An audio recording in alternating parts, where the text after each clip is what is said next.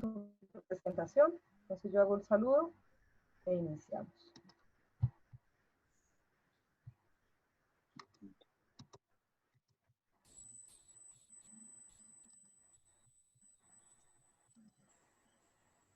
Buenas tardes. Listo. Buenas tardes. Tengan todos y todas. Damos una cordial bienvenida a esta nuestra cátedra de sostenibilidad que venimos desarrollando en el Instituto de Estudios para la Sostenibilidad de la Universidad Autónoma de Occidente. Esta es nuestra tercera cátedra. Para quienes han estado acompañando y para quienes no y quieran tener las anteriores cátedras, el viernes pasado tuvimos la reflexión sobre el buen vivir con el profesor Carlos Duque, que invitó a una mujer indígena del Baupés. Y la semana anterior tuvimos a la maestra Ana Patricia Noguera de la Universidad Nacional con sede en Manizales. Esas cátedras, esos audios, esas grabaciones están disponibles, las podemos estar enviando para quien quiera compartir porque nos lo han preguntado. Les sugiero que en el chat dejen consignados si están interesados o interesadas en ello su correo electrónico, vamos a llevar un registro y les podemos estar enviando. Para el día de hoy tenemos una sesión muy especial porque es un colega de la casa de la Universidad Autónoma, que es el profesor Germán Morales, director de la Escuela de Turismo. La Escuela de Turismo de la Universidad Autónoma se ha caracterizado por hacer un turismo sostenible. Y en conversaciones que hemos venido teniendo con Germán, nos dijimos, bueno, vamos a contarnos entre nosotros, vamos a contarle también a la comunidad universitaria qué es hacer un turismo sostenible, por qué la universidad en su escuela de turismo ha hecho una apuesta por el turismo sostenible, cómo se traduce en lo concreto en la relación con las comunidades, ¿sí? Dentro de ese turismo sostenible está el concepto del turismo rural y pues para nosotros en la Universidad Autónoma que hemos declarado ser una universidad de la comunidad y para la comunidad, pues es muy importante porque a través de la Escuela de Turismo estamos llegando a sectores, a comunidades que antes no llegábamos. Y también sea la oportunidad para motivarnos a que después de esta situación en la que estamos de aislamiento, nos demos un buen recorrido por el Valle del Cauca para que reconozcamos ese otro valle que no es solamente el valle geográfico, sino que también está en las cordilleras occidental y central. Hay unos proyectos muy lindos pues, que Germán nos va a compartir. Entonces, sin más preámbulos, Germán, te damos la más cordial bienvenida. Te agradecemos desde el instituto por esto. ¿Qué se me hizo, Germán? Listo. Listo, es que se te había ido el audio un poco. Muy buenas, sí, se te había ido el audio un poco. Muy buenas tardes para todos y para todas, profesora Elizabeth, el Instituto de Estudios para la Sostenibilidad, compañeros docentes de la Universidad Autónoma y todas las personas que poco a poco se vienen conectando el día de hoy. Como lo dijo la profesora Elizabeth, pues la idea es hablar un poco de turismo sostenible hoy. La idea es mostrarles un poco este imaginario, porque también hemos estado hablando de lo que nos está ocurriendo en este momento, con esta crisis mundial que estamos teniendo en varios niveles, esta crisis de valores políticos, de salud, ecosistémica, porque hoy vemos a la naturaleza y a los ecosistemas muy afectados y se ha empezado a hablar bastante estos días del tema de la sostenibilidad y el tema del turismo sostenible y cómo incorporar la sostenibilidad en turismo. Y precisamente lo que yo quiero hacer el día de hoy es hablar un poco de cómo ha sido esta historia para llegar a consolidar ese imaginario alrededor de temas de sostenibilidad en el turismo. Yo creo que estamos en un momento histórico importante, en un momento en el que venimos haciendo una reflexión importante frente a la necesidad que tenemos como humanidad de reevaluar ciertos criterios y ciertos procesos en el marco del desarrollo. Quiero decir que esta presentación y lo que en general se habla de turismo sostenible en el mundo está direccionado por la Organización Mundial del Turismo, que por ser un ente miembro del Programa de las Naciones Unidas para el Desarrollo, pues comparte esa visión del Programa de las Naciones Unidas para el Desarrollo, y por eso muchos de los conceptos y de los temas que vamos a hablar aquí, pues tienen que ver directamente con esa visión, porque sé que también nosotros, sobre todo en Latinoamérica, pues hemos generado un debate muy profundo, como nos gusta a los latinoamericanos, frente a si es sostenible o sustentable. Entonces, para evitar un poco, porque esa es la pregunta típica que siempre me hacen, yo 20 años trabajando en este tema, y siempre en todos los foros a los que voy me dicen, ¿qué es? ¿Turismo sostenible o sustentable? Y entonces empieza la discusión, entonces empieza la gente a discutir de que uno sostiene un vaso, pero no el desarrollo, sustenta una tesis, pero no el desarrollo. Entonces, cada uno tiene sus argumentos y cada uno defiende su posición, y yo siempre pues termino como respondiendo lo mismo. Seguiremos generando la discusión, pero yo creo que el problema no es de sustantivo, sino de verbo. Entonces siempre le digo a la gente que si usted lo quiere llamar sostenible o sustentable, pues llámelo como usted quiera, pero finalmente haga algo por el planeta, haga algo por las comunidades, y más bien vaya a la acción y no tanto a la epistemología y a la construcción filosófica, pues, que también es importante, y podríamos hablar de eso porque tuvimos una cátedra muy interesante con la maestra Patricia, donde hablamos un poquito de la filosofía y de la creación de algunos conceptos racionalistas, positivistas, y cómo hoy estamos en unos conceptos más transdisciplinarios. Pero digamos, me voy a enfocar como en mostrarles un poco algo que me parece muy importante, y es que en general, y sobre todo nosotros en Colombia, nosotros no percibimos al turismo, no lo tenemos muy presente. Es decir, nosotros consideramos al turismo como algo, digamos, como una, casi como una costura, como las artesanías, lo asociamos solamente con viajar, y como no tenemos una percepción, digamos, real de que el turismo pueda ser una ciencia. Y de hecho, por eso no lo vemos al lado de las ciencias naturales, ni de las ciencias humanas, ni sociales, y a veces no le damos el grado de relevancia que podría tener, porque no alcanzamos a entender qué es el turismo, por ejemplo, como ciencia. Hoy hay una discusión muy profunda frente al tema. Todavía tenemos 3 escuelas muy marcadas hoy en el siglo XXI en el mundo, de los que consideran que el turismo sí es una ciencia, y vienen haciendo todo un cuerpo de discusión y desarrollo alrededor de la epistemología y de la creación de conocimiento en turismo. Pero también tenemos otro grupo que cree que es una ciencia en construcción y que es más un área, que es un área transdisciplinaria, pero tenemos un grupo de científicos muy importante en el mundo que consideran que definitivamente no es una ciencia, sino que es un área o es algo que se construye con otros saberes. Entonces, todavía hay una discusión ahí en ese tema, pero hoy les quiero mostrar un poco que el turismo finalmente tiene una relación muy profunda, casi transversal, con muchos aspectos, como actividad económica, como actividad social, como actividad humana, y como una actividad que se relaciona directamente con el medio ambiente.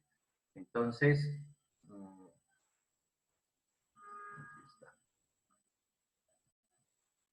para iniciar,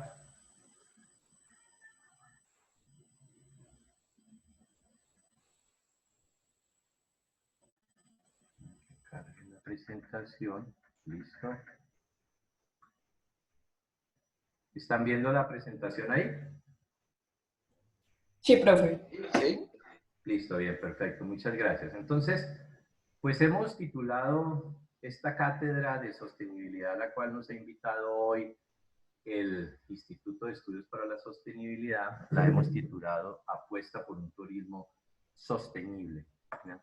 Y básicamente, pues digamos que el objetivo es mostrarles cómo ha sido esta historia y cómo ha sido todo este proceso para consolidar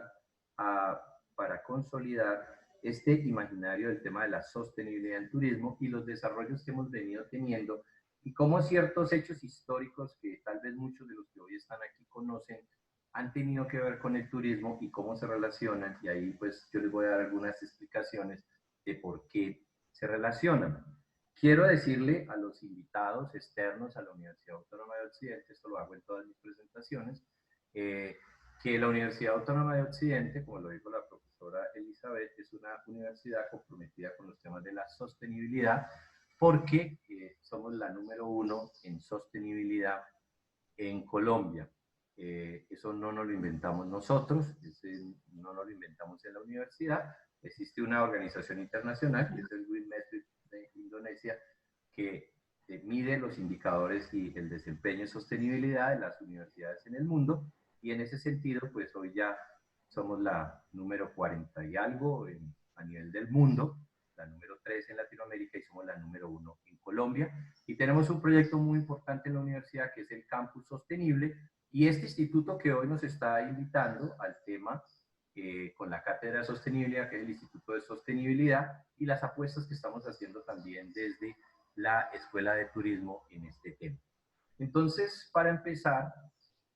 Discúlpame, Germán, te interrumpo. Discúlpame. Dime. Me están diciendo varias personas que está muy bajito el audio. Si tú pudieras mejorar tu audio o hablar más fuerte o pegarte más el micrófono. Y listo, las vamos a hacerlo. Mejora el sonido también cuando usamos los audífonos cada cual, pero de pronto mejora si tú... ¿Ahí se escucha mejor? Yo te estoy escuchando bien, pero otros me dicen que está muy bajito. Bueno, listo, perfecto. Pues gracias. Igual aquí ya le tengo todo el volumen a mi... Gracias. Vale. Pero bueno. Mejoró, ya mejoró. Listo, perfecto. Entonces, lo que tenemos hoy es en esta apuesta por el turismo sostenible es lo siguiente. Entonces, miren que el concepto tiene que ver con dos palabras, y las traigo aquí, que son sostenibilidad y turismo. Y lo que quiero empezar diciendo es cómo llegamos al concepto de la sostenibilidad en turismo y cómo llegamos a ese concepto de turismo sostenible. ¿Ya? Y cómo llegamos nosotros a este concepto inicial de la sostenibilidad. Y para entender cómo llegamos a este concepto de la sostenibilidad inicial, pues entonces tenemos que remitirnos a la historia, porque para nosotros, cuando trabajamos en turismo sostenible, este elemento de la sostenibilidad es un elemento que se relaciona directamente con, o digamos que un sinónimo aquí es el tema del equilibrio. ¿Sí? Y es el equilibrio que debe existir entre unas dimensiones que todos conocemos en el desarrollo sostenible, pero aplicados a un sector como el del turismo. Entonces, voy a mostrar ahora este concepto de dónde viene, y tal vez aquí les voy a mostrar cosas que ustedes ya saben, de hechos históricos, pero que no los puedo dejar pasar por alto porque han influenciado de una manera directa al sector del turismo. Entonces, todos conocemos la famosa historia del Club de Roma. Entonces, esta historia empieza por allá en 1968. Los dos personajes que en principio están ahí, Aurelio y Alexander, pues ustedes saben, son muy famosos porque ellos fueron un par de intelectuales italianos muy famosos, ¿ya? Y tenían una preocupación profunda en ese momento histórico de la humanidad. Y era que se venía hablando por ese tiempo y de tiempo atrás de un tema de dinámica poblacional. ¿Sí? Recuerden que de la biología de poblaciones se venía trabajando el tema de la dinámica de las poblaciones, que fue muy común sobre todo en los años 60 y 70. La dinámica de poblaciones marinas, la dinámica de poblaciones humanas, cómo se comportaba eso, incluso de esos ejercicios de dinámica poblacional, de cómo crecen las comunidades en el mundo, fue que llegamos a una conclusión de que las poblaciones no podían crecer exponencialmente de una manera infinita, sino que existía algo que se conoce en dinámica poblacional como la constante K, que es la inflexión que hace la curva, pues cuando se vuelve una constante de crecimiento poblacional, que curiosamente eso después aplicado al turismo, se conoce como capacidad de carga, que es otro concepto también que los psicólogos trajeron al mundo, que fue el concepto de la capacidad de carga. Entonces, estos personajes, estos dos individuos, estaban revisando cómo era el crecimiento de las poblaciones en el planeta y con una profunda preocupación decían algo como la población está creciendo de una manera exponencial, pero los recursos no son ilimitados. Entonces, tiene que haber un momento de la historia, de la humanidad, donde la curva no pueda crecer más porque los recursos se van a agotar. Tiene que haber un límite en el crecimiento. A partir de ahí empieza toda una dinámica y toda una discusión mundial alrededor de cuál era el límite de crecimiento que podía tener la población humana, sabiendo que teníamos solamente un planeta Tierra y que teníamos solamente una disponibilidad de recursos, ¿sí? Como los llamamos en ese momento, y para eso, pues entonces se crea el famoso Club de Roma como un centro de pensamiento, de pensadores y de pensamiento, para trabajar estos temas de la dinámica y la relación, y para empezar, sobre todo, fundamentalmente, para hacer un llamado a la sociedad y a la humanidad en su conjunto frente a este tema. Aparece entonces en el escenario alguien, una persona muy cercana a estos dos personajes, que es la señora Donella Meadows, que trabajaba también con el profesor Meadows allá en el Instituto de Massachusetts, y la llaman para que empiecen a trabajar en un documento que es muy famoso, que es el que está en la parte de arriba a la derecha, que es el límite del crecimiento. Y es empezar a llamar la atención frente al tema de los límites del crecimiento que iba a tener la población. Sale esta publicación de 1972, que de hecho sale como Meadows et al, o sea, hay colaboradores, porque también estaba el profesor Meadows, que era el director, la que hizo el libro fue Donella, y entonces era ese llamado de atención, y a partir de ese llamado de atención, entonces desde el Club de Roma se consolida lo que hemos denominado como la Cumbre de la Tierra. Entonces decidimos hacer la primera Cumbre de la Tierra, que es un hecho histórico para la humanidad, y en la Cumbre de la Tierra, que fue en Estocolmo en 1972, entonces ocurre algo muy interesante y muy importante, y es que se introduce en la agenda política mundial la dimensión ambiental. Y esto es altamente significativo porque en esa cumbre que se trabajó bajo este lema y con este afiche que ustedes ven ahí, solamente tenemos una tierra, es decir, no tenemos más espacio, no tenemos más tierra. Es decir, esto no es como las películas de ciencia ficción, donde podremos subirnos en un cohete e irnos a vivir a Marte. No, tenemos esta tierra es la que tenemos que conservar, en esta tierra en la que vivimos, y aquí es donde vamos a desarrollar nuestras actividades y donde las generaciones pues se van a sostener. Entonces, Estocolmo fue muy importante fundamentalmente por ese tema, pero en Estocolmo pasó algo bien interesante. Y es que en esta cumbre se crearon 3 comités o 3 líneas de trabajo o 3 visiones con las cuales se empezaba a ver la dinámica mundial de los procesos de desarrollo. Entonces, el primer comité que se organizó en Estocolmo era sobre las necesidades sociales y culturales de planificar la protección ambiental. Y esto es muy significativo porque estamos hablando del componente social y cultural incorporado a los procesos de desarrollo y de conservación. Y esto se traduce en conservación del patrimonio y en participación, es decir, en los elementos que hoy estamos considerando.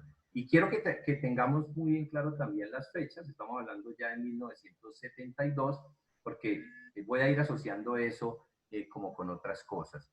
Entonces, el segundo comité que se organizó en Estocolmo era sobre los recursos naturales, es decir, que era como hablábamos en la época, recursos naturales, no hablábamos todavía de ecosistemas estratégicos y de servicios ecosistémicos, sino sobre los recursos naturales, es decir, sobre la riqueza en biodiversidad que tenía el planeta y cómo garantizar la conservación de los recursos naturales. Y el tercer comité era sobre los medios a emplear internacionalmente para luchar contra la contaminación. Es decir, cuáles eran esas estrategias que íbamos a desarrollar como sociedad, como humanidad, para garantizar que la contaminación no se volviera un agente polucionante que nos afectara masivamente en el planeta. Llamo la atención aquí, ¿por qué? Porque si ustedes recuerdan, en la legislación ambiental colombiana, nuestro Código de los Recursos Naturales de Colombia fue posterior a este ejercicio. Es decir, después de Estocolmo, como que nos queda esa tarea como países y nosotros avanzamos en legislación ambiental, y entonces aparece nuestro Código de los Recursos Naturales, se fortalece, y nuestro INDERENA, que era lo que teníamos antes del ministerio, entonces se fortalece y crece alrededor de este compromiso internacional que generamos. Pero también ocurre un hecho histórico antes de pasar pasarme al segundo suceso histórico desde el punto de vista ambiental, social y cultural. La gran conclusión de Estocolmo 1972 es que la humanidad acepta una visión ecológica del mundo. Entonces empezamos a tener mucha legislación alrededor del tema ambiental en muchos países del mundo, como les cuento, incluido Colombia. Ocurre un hecho histórico también para el turismo. En 1975 nace la Organización Mundial del Turismo. Pero recuerden que antes de que tuviéramos la Organización Mundial del Turismo, nosotros teníamos una figura muy similar a la Organización Mundial del Turismo, que había nacido ya en 1934, que era la Unión Internacional de Alianza para los Estados que trabajan en turismo. Era un tema público, netamente público. Y ya en 1975 nace la actual Organización Mundial del Turismo, y este es un dato significativo. La Organización Mundial del Turismo, aunque su organización se empezó a gestar desde una reunión años atrás en México, es el 27 de septiembre de 1975 en Madrid, España, donde nace.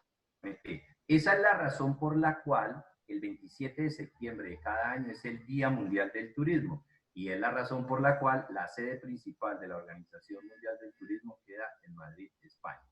Pero aquí, con el nacimiento de esta Organización Mundial del Turismo, y como veníamos del tema de Estocolmo, 1972, recuerden que la Organización Mundial del Turismo nace en el seno del Programa de las Naciones Unidas para el Desarrollo, razón por la cual se adoptan todas las medidas de conservación que venían desde Estocolmo. Es decir, empezamos a ver la necesidad de que la actividad turística tuviera ciertos matices asociados a los temas que venían desde Estocolmo.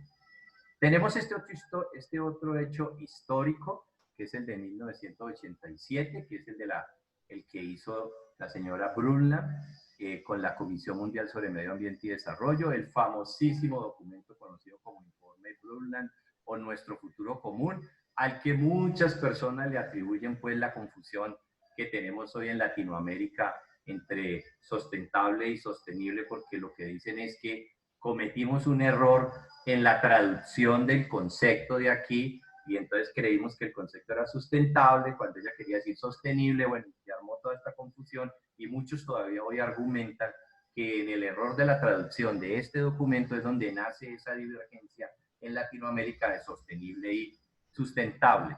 Este documento es muy importante porque este documento ya, digamos, hace de frente una aproximación a ese concepto de desarrollo sostenible, como un modelo de crecimiento alternativo, pero más adelante les voy a dar la definición exacta, porque no me quiero saltar.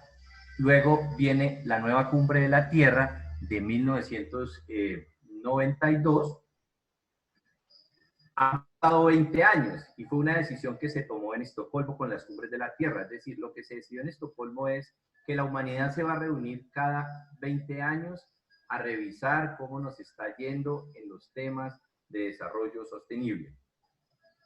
¿Cómo nos está yendo en ese contexto? La Cumbre de la Tierra de 1992 fue realizada en la ciudad de Río de Janeiro. Se conoció como la Cumbre de Río de Janeiro 1992. El logo que ustedes ven ahí no es el logo del proceso de paz, es el logo de ese momento. Es la razón, pues, si uno empieza a entender por qué las Naciones Unidas y otros miembros internacionales apoyan los procesos de paz, porque pues le apuestan a un elemento de la paz como un derecho mundial. Y pasaron, digamos, dos fenómenos que quiero resaltar de la Cumbre de la Tierra de Río de Janeiro de 1992.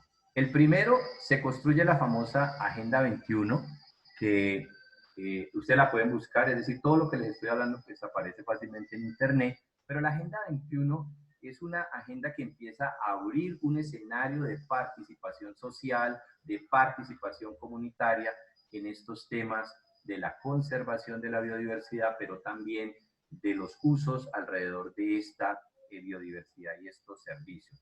Y lo otro que es muy importante para Río de Janeiro es el famoso Convenio de Diversidad Biológica. Ahí está pues con las siglas en inglés, el famoso CDB. ¿sí? El famoso CDB, que es el Convenio de Diversidad Biológica, es un tratado internacional jurídicamente vinculante con 3 objetivos principales. Los 3 objetivos principales, y esto, ojo que esto es muy importante, porque en Río de Janeiro, 1992, la ya creada Organización Mundial del Turismo decide vincular los 3 objetivos del Convenio de Diversidad Biológica al desarrollo del turismo a nivel mundial. Entonces, primero, la conservación de la diversidad biológica estará por encima de todos los demás procesos. ¿Esto qué quiere decir además aplicado al turismo? Que la actividad turística no podrá poner en riesgo la diversidad biológica local, que deben haber protocolos de capacidad de carga, que la actividad turística se tiene que articular con los planes de manejo y conservación de las áreas protegidas o de las áreas con potencial turístico. Y si ustedes lo piensan muy bien, pensando por ejemplo en los nuevos modelos de economía verde o de negocios verdes o de emprendimientos verdes, y ustedes piensan en uno en particular que para nosotros en Colombia es muy importante, como es el biocomercio sostenible. El primer principio del biocomercio sostenible a nivel internacional y nacional, el primer principio del biocomercio es el primer objetivo del Convenio de Diversidad Biológica, es decir, la conservación de la diversidad biológica. Quiere decir que el primer principio para, por ejemplo, actividades como las del turismo de naturaleza, que es un negocio verde y que es biocomercio sostenible, es la conservación de la diversidad biológica. Entonces, la actividad turística no se puede alejar de este ejercicio. El segundo objetivo era la utilización sostenible de los componentes de la diversidad biológica. Y aquí es donde empezamos a discutir todo un desarrollo alrededor del concepto de la economía verde o de los negocios verdes, o lo que en algún momento, por allá a mediados de los 90, finales de los 90, lo podemos buscar nosotros en su conjunto en la humanidad, llamamos bioprospección, el uso sostenible de la biodiversidad. De hecho, yo recuerdo que para Colombia, la Universidad Nacional de Colombia, sede de Bogotá, editó un libro que es muy famoso entre la gente que trabaja en economía verde, que se llamaba La bioprospección en Colombia. Era un libro como de 6 capítulos, donde mostraba cómo Colombia tenía un altísimo potencial en bioprospección para desarrollar temas agrícolas, pecuarios, de biodiversidad, de zoocría, es decir, había todo un desarrollo ahí interesante, pero el concepto se vino a pique, pues una vez que una organización, que es la mejor amiga de todos los campesinos en el mundo, la organización Monsanto, decidió a través de ese concepto patentar unos microorganismos de un bosque tropical con el concepto de bioprospección, y pues eso no cayó muy bien dentro de los conservacionistas y los economistas ambientales. Entonces el concepto, digamos, se vino a pique, y después aparecen otros conceptos como el de mercados verdes, y entonces empezamos a trabajar eso. Pero hoy, por ejemplo, nosotros en Colombia, ese segundo objetivo lo estamos desarrollando a través de todo el Programa Nacional de Biocomercio Sostenible y alrededor de todo el Programa Nacional de Negocios Verdes, el uso sostenible, digamos, de la biodiversidad. Digamos, en el país tenemos esas 2 líneas estratégicas como muy importantes que el Ministerio del Medio Ambiente aterriza a los territorios a través de las corporaciones autónomas regionales. El tercer objetivo es la participación justa y equitativa en los beneficios que se deriven de la utilización de los recursos genéticos de la biodiversidad. Entonces, aquí hay un tema que me parece muy interesante porque se asocia con el punto número 2 y tiene que ver con los famosos socios locales, con los coinvestigadores locales, y también tiene que ver con el tema del comercio justo, también tiene que ver con el tema de cómo negociar con las comunidades locales y cómo hacer que las comunidades locales crezcan al igual que las actividades que se desarrollan, porque históricamente, desde la conceptualización de la ancestralidad, son estas comunidades las que han garantizado la conservación de esa biodiversidad. Entonces, hablando desde el punto de vista del turismo, es muy importante el tema, y sobre todo el turismo sostenible, el tema de la participación de las comunidades locales en este ejercicio. Finalmente, y recogiendo lo que estaba en el informe de Brundtland, pues llegamos a ese concepto de desarrollo sostenible como aquel concepto que dice que intentaremos satisfacer las necesidades de las generaciones presentes sin comprometer las posibilidades de las del futuro para atender sus propias necesidades.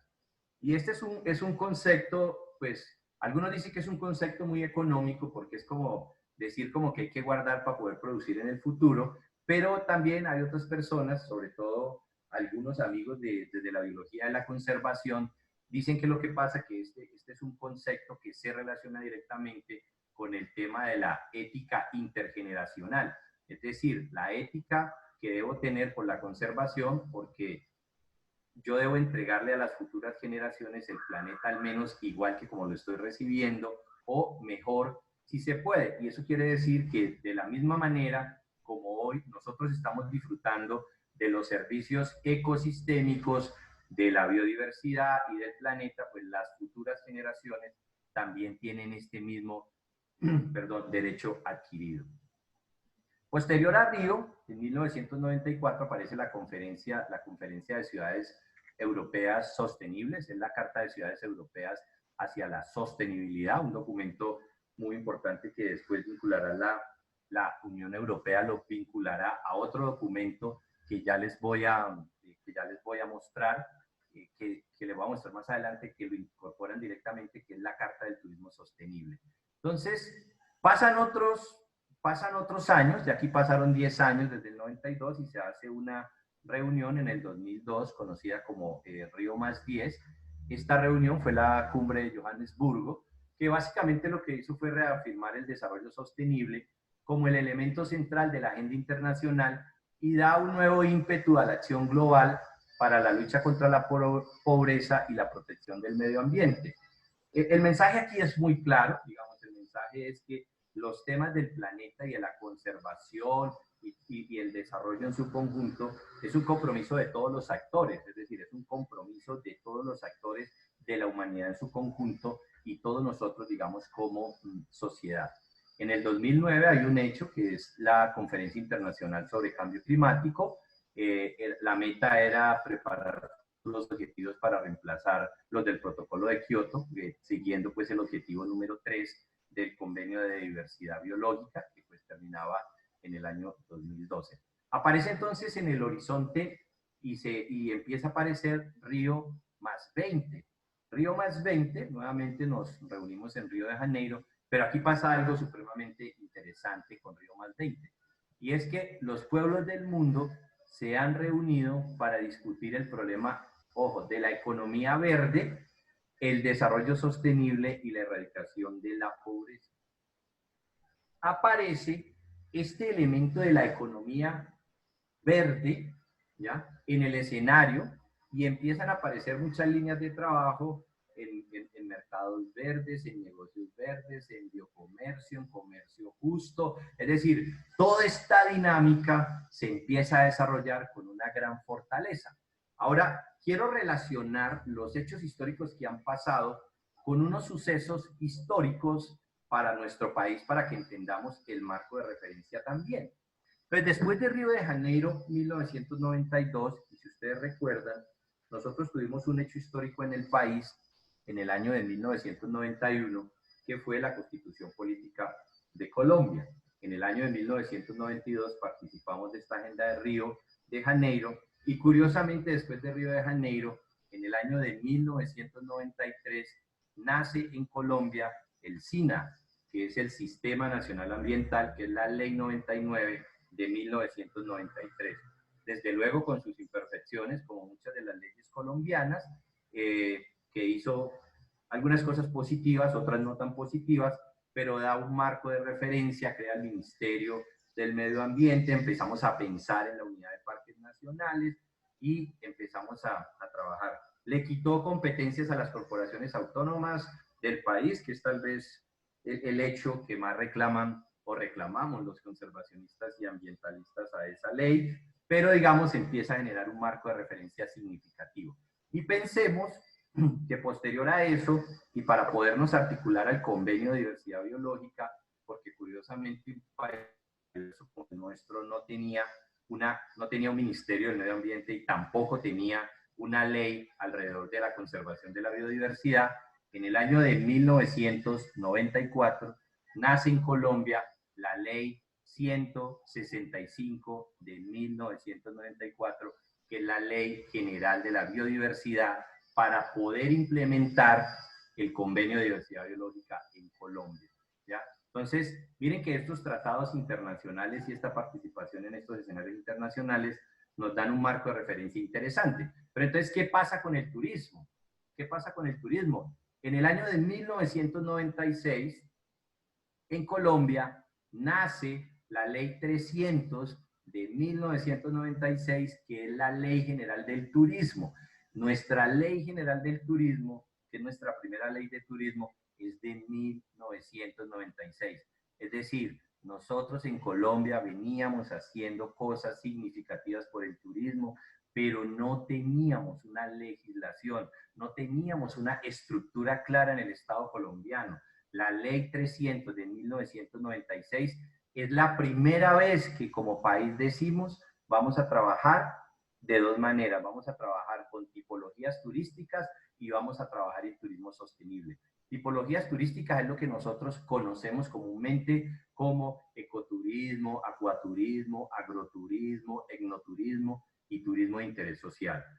Los cuatro anteriores, los cuatro primeros, se los deja esta ley a lo que creamos posteriormente, que es el Viceministerio de Turismo, como el órgano que va a acompañar la implementación de la ley. Y la quinta tipología, el turismo de interés social, el gobierno lo empieza a articular con las cajas de compensación para aterrizarlo a los territorios. Entonces, miren cómo estos sucesos también nos empiezan a permear, porque en Río 1992 nos comprometimos como país que íbamos a trabajar por imaginarios de turismo sostenible.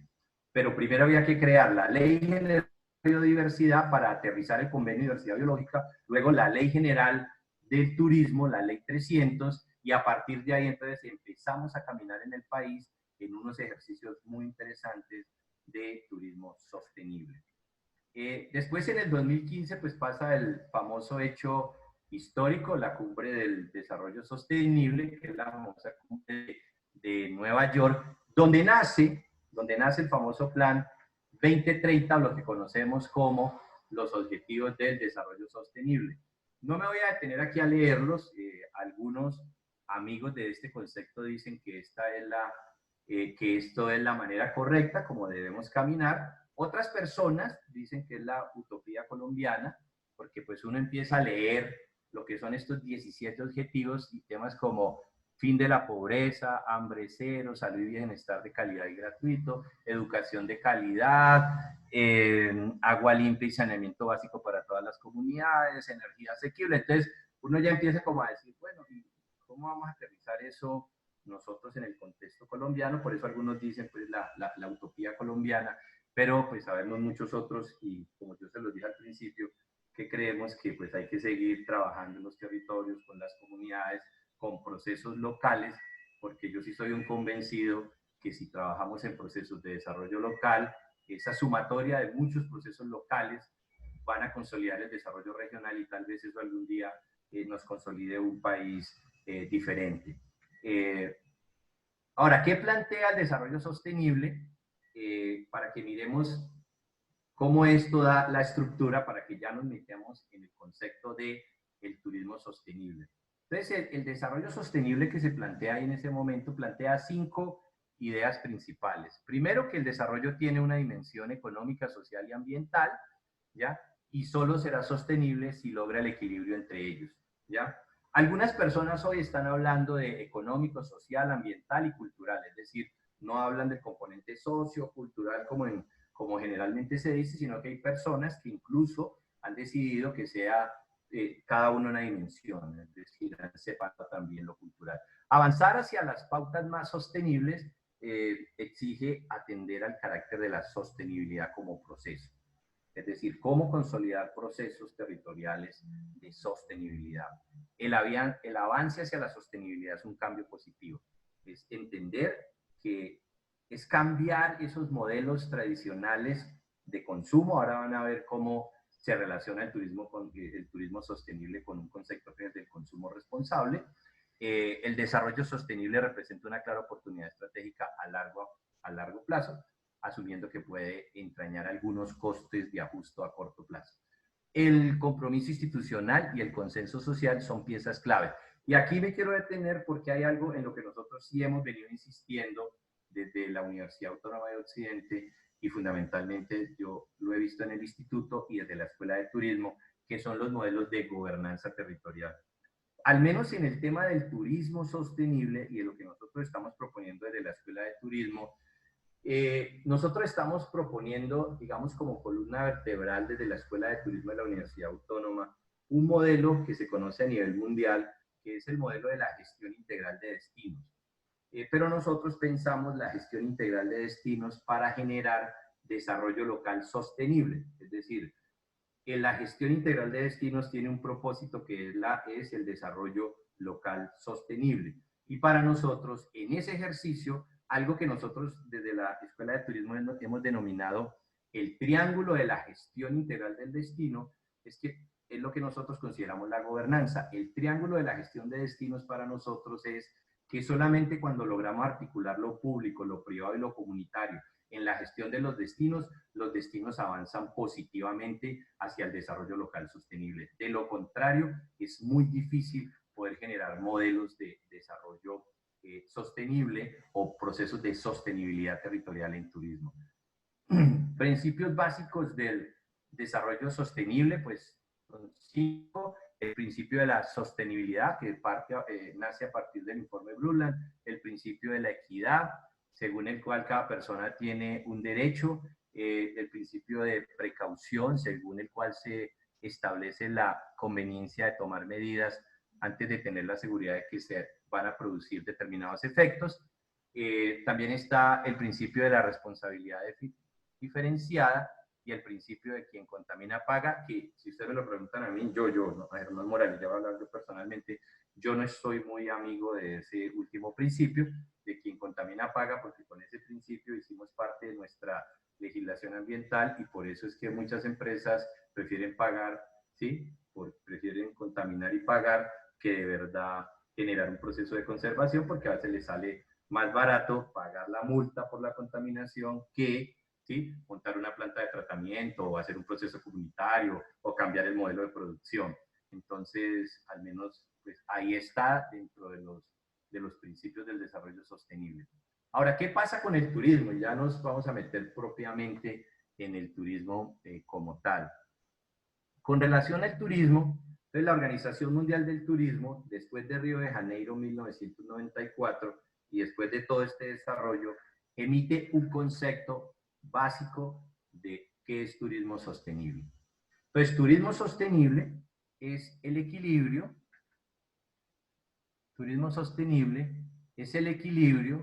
entre los aspectos ambientales, económicos y socioculturales en el desarrollo del turismo para garantizar su sostenibilidad a largo plazo.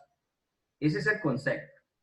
Entonces, lo que yo les decía ahorita, el concepto es que el turismo sostenible es el equilibrio entre estas dimensiones. Pero resulta que eso no es tan sencillo. Cuando uno aterriza eso al territorio y cualquiera de nosotros quiere hacer un proceso de turismo sostenible, entonces debe tener en cuenta, que les voy a mostrar ahorita aquí, tal vez este diagrama lo han visto muchos de ustedes, pero entonces tenemos un territorio en el que queremos hacer turismo sostenible, tenemos las 3 dimensiones del turismo, tenemos la sostenibilidad ambiental, tenemos la sostenibilidad social y cultural y tenemos la sostenibilidad económica. Entonces es como cuando estábamos en primaria y nos enseñaban los conjuntos y las intersecciones, pero resulta que cuando estas dimensiones tienen unas interacciones que hay que considerar. Esto no es tan sencillo como decir, la dimensión sociocultural, la económica y la ambiental, y no pasa nada más. No, hay unas dimensiones en medio de estas dimensiones que se generan, que termina generando no solamente 3 dimensiones, sino que en realidad cuando trabajamos en turismo sostenible, trabajamos es mínimo con 6 dimensiones, y pueden haber más, porque las interacciones de las interacciones siguen saliendo interacciones. Entonces, al menos estas son las 6 dimensiones que deberíamos considerar, y no solo las 3 básicas de las que nos han hablado siempre. Y es que cuando la sostenibilidad económica interactúa con la sostenibilidad ambiental, sale algo que se llama la integración económica ambiental, que hoy hemos empezado a traducir en economía verde, en negocios verdes, en uso sostenible, en modelos económicos que trabajen ahí. Pero aquí hay un tema que es muy importante y que desde el turismo sostenible lo hemos venido impulsando, y es el tema del comercio justo.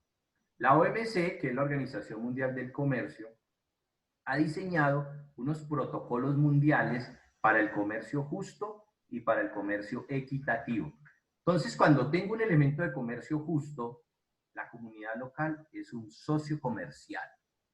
Y ojo para los operadores turísticos, porque tenemos muchos operadores turísticos, hay que decirlo, en Colombia y en muchas latitudes, donde no entienden el rol que juega la comunidad local en un ejercicio de comercio justo.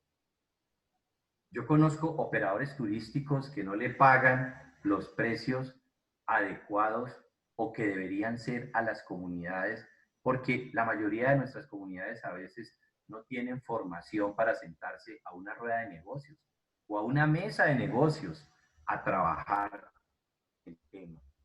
Cuando interactúa la sostenibilidad ambiental con la sostenibilidad sociocultural, tenemos un ejercicio que se llama conservar con equidad. Esto lo han denominado los biólogos de la conservación moderna que trabajan en desarrollo sostenible, lo han denominado, y hay una persona, hay un inglés, él se llama Julius Prairie, él es el padre, digamos, como de la biología de la conservación social, con enfoque social.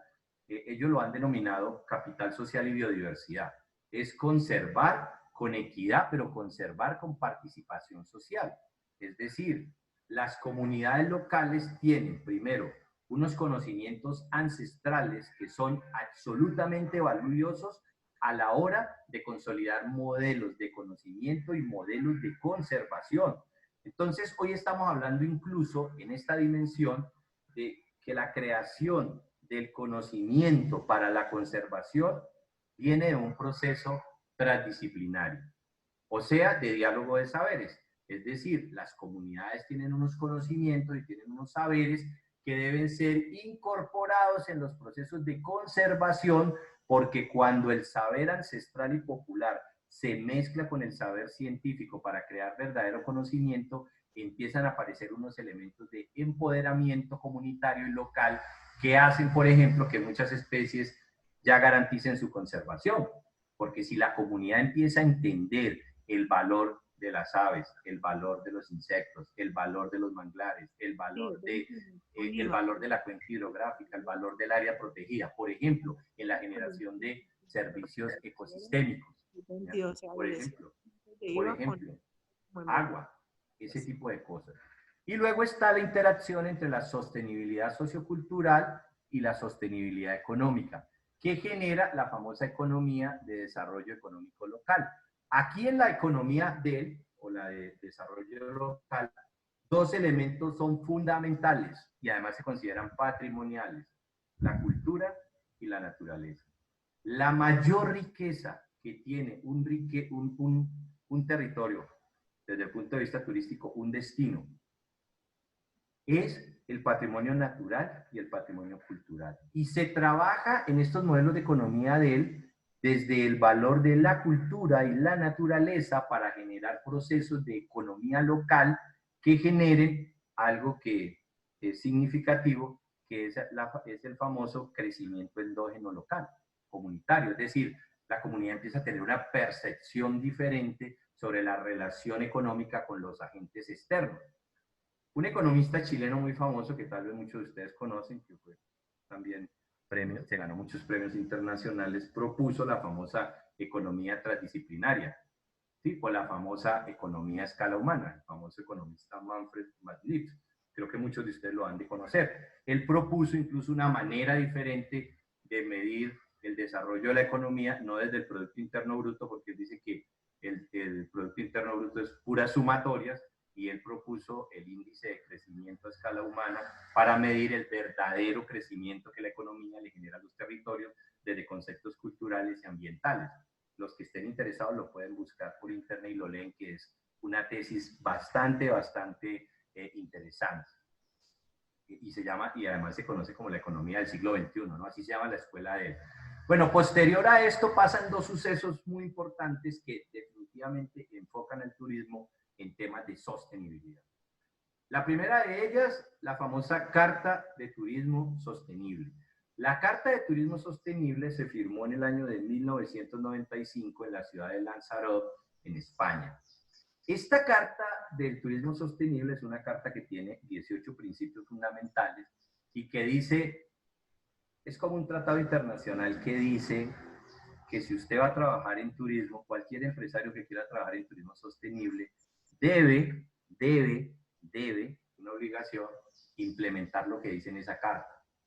Y yo estoy seguro que muy poquitos de los empresarios nuestros en Colombia, o en general en el mundo, en Latinoamérica, se han leído la Carta del Turismo Sostenible y han intentado implementar los temas de la Carta de Turismo Sostenible en sus procesos. Incluso las administraciones públicas deberían tener, en sus secretarías de turismo, deberían tener la Carta del Turismo Sostenible pegada en la pared, así como tienen la misión. El otro documento es un documento del año 2001, que lo generó las Naciones Unidas con la Organización Mundial del Turismo, que es el Código Ético en Turismo. El Código Ético en Turismo se conoce coloquialmente como los mandamientos del turismo. Precisamente son 10. Son 10 artículos, entonces se le conoce como los mandamientos del turismo. Y hay una manera, pues, como jocosa de decirlo, pero se dice que todo aquel que quiera trabajar en turismo en el mundo debería poner su mano sobre el Código Ético del Turismo y jurar solemnemente que va a respetar los 10 mandamientos del turismo. Quiero resaltar simplemente el Código Ético en Turismo, que el artículo 3 del Código Ético del Turismo hace todo un desarrollo alrededor del turismo sostenible.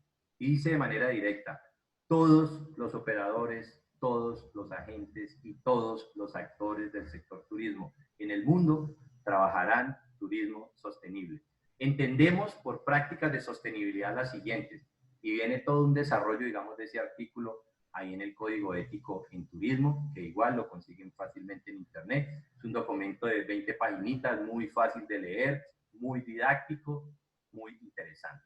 Después de esto, aparece una organización internacional con la cual, entre otras, nosotros hemos tenido alguna relación desde la Universidad Autónoma de Occidente, que es el Consejo Global de Turismo Sostenible. También igual en internet lo pueden buscar. El Consejo Global de Turismo Sostenible, junto a la Organización Mundial del Turismo, a Biosfera, al Tratado Europeo por la Sostenibilidad, bueno, a muchísimos actores, pero liderado por el Consejo Global de Turismo Sostenible y la Organización Mundial del Turismo, lanzan algo que se conoce como los criterios globales del turismo sostenible. Los criterios globales del turismo sostenible es un documento muy interesante porque es la manera como se supone que podemos generar desarrollo local a través de este turismo sostenible, es decir, cómo generar desarrollo local sostenible. Estos criterios son seis criterios y dicen lo siguiente. El primero dice, el turismo sostenible tiene en cuenta los modelos de consumo. Y aquí viene la primera práctica. Hay que apostarle al consumo responsable. Debemos ser consumidores responsables, viajeros responsables. Los empresarios del sector turismo se comprometen con campañas de consumo responsable, con campañas en las cuales se propende por vender lo local, lo autóctono, lo tradicional, en temas, por ejemplo, relacionados con la naturaleza y en temas relacionados con la cultura. Y aquí tenemos dos tipos de turismo muy importantes. Realmente no son tipologías turísticas. En Colombia son productos turísticos y uno de ellos es producto turístico de exportación. Turismo de naturaleza y turismo cultural. Turismo de naturaleza en Colombia es producto exportador, es un producto especial por el tema de la megadiversidad, y turismo cultural es el turismo complementario al turismo de naturaleza. De hecho, ¿qué dice la práctica de turismo? La experiencia perfecta en turismo de naturaleza tiene como complemento o a la cultura, o al bienestar, o al turismo científico. ¿Sí? Uno de esos tres, pero fundamentalmente el turismo cultural. Entonces, Trabajar en temas, por ejemplo, como turismo de naturaleza y fomentar el consumo responsable alrededor del turismo de naturaleza. Entendamos que en Colombia el turismo de naturaleza está representado por 3 subproductos, que son el ecoturismo, el turismo de aventura y el turismo rural y comunitario. En el ecoturismo tenemos 3 actividades que queremos consolidarnos a nivel mundial: avistamiento de aves, avistamiento de ballenas y senderismo. En turismo y aventura queremos ser la potencia mundial en buceo. Eso nos interesa. Lo demás son todas las otras actividades de turismo y aventura que tenemos en el país, que desarrollamos, pero además tenemos una capacidad autóctona maravillosa y creativa para crear nuevos productos y nuevas actividades, porque en realidad son actividades especializadas de turismo y aventura. Nosotros tenemos una percepción en Colombia, por lo que yo he llamado el complejo de Bochica. Nosotros creemos que si es mono, blanco, ojiverde, tiene más posibilidades de posicionarse en el mercado, y creemos que si a un producto autóctono le ponemos ING al final, entonces creemos que eso ya lo vuelve anglo, y entonces ya se posiciona mejor. Entonces en Colombia hemos creado actividades de turismo de naturaleza como el puenting, el neumating, el kayaking, sí, es decir, son productos que los reconocemos, actividades que las reconocemos y son totalmente creadas en el país. Y en turismo rural y comunitario, tenemos como lo más importante para el país el agroturismo. Eso es lo que queremos mostrarle. Tenemos 2 actividades significativas, pero la más importante es agroturismo y la otra es turismo de haciendas, para el tema llanos orientales y Valle del Cauca. Todo esto que les acabo de decir, pues muchos de ustedes lo saben, está en el Plan Nacional de Turismo de Naturaleza, en el Plan de Negocios de Turismo de Naturaleza, que el Gobierno Nacional lanzó en el año 2013 y que se lo entregó a una institución que hoy se llama Colombia Productiva y que en el pasado se llamaba el Programa de Transformación Productiva. Luego tenemos en el turismo cultural, recuerden que a nosotros nos interesa desde el punto de vista de la Política Nacional de Turismo Cultural, nos interesan 4 actividades que son muy importantes desde el tipo de vista de atractivos turísticos culturales. Nos interesa la gastronomía, es fundamental para nosotros recuperar la gastronomía ancestral y hacer una puesta en valor con la gastronomía nuestra, con la gastronomía autóctona. La gastronomía nos interesa mucho. Los sitios patrimoniales de especial interés, los monumentos, los sitios históricos, todo este cuento. Las comunidades étnicas, que tienen un valor importante, porque esto se asocia directamente al etnoturismo, y las festividades y los eventos que tienen algún valor patrimonial. Esos 4 elementos son fundamentales para construir una experiencia de turismo cultural. Y en eso está el tema del consumo responsable, que seamos consumidores responsables, que compremos lo autóctono y lo tradicional. El segundo criterio, respetar los modelos productivos acordes al territorio. Y uno no lo creería, pero esto tiene que ver con algo. Miren, yo quiero decir algo que es importante. El turismo no es la panacea. El turismo es una actividad que puede ser muy positiva para las comunidades, para un territorio, pero también puede ser una maldición si no lo hacemos de la manera correcta.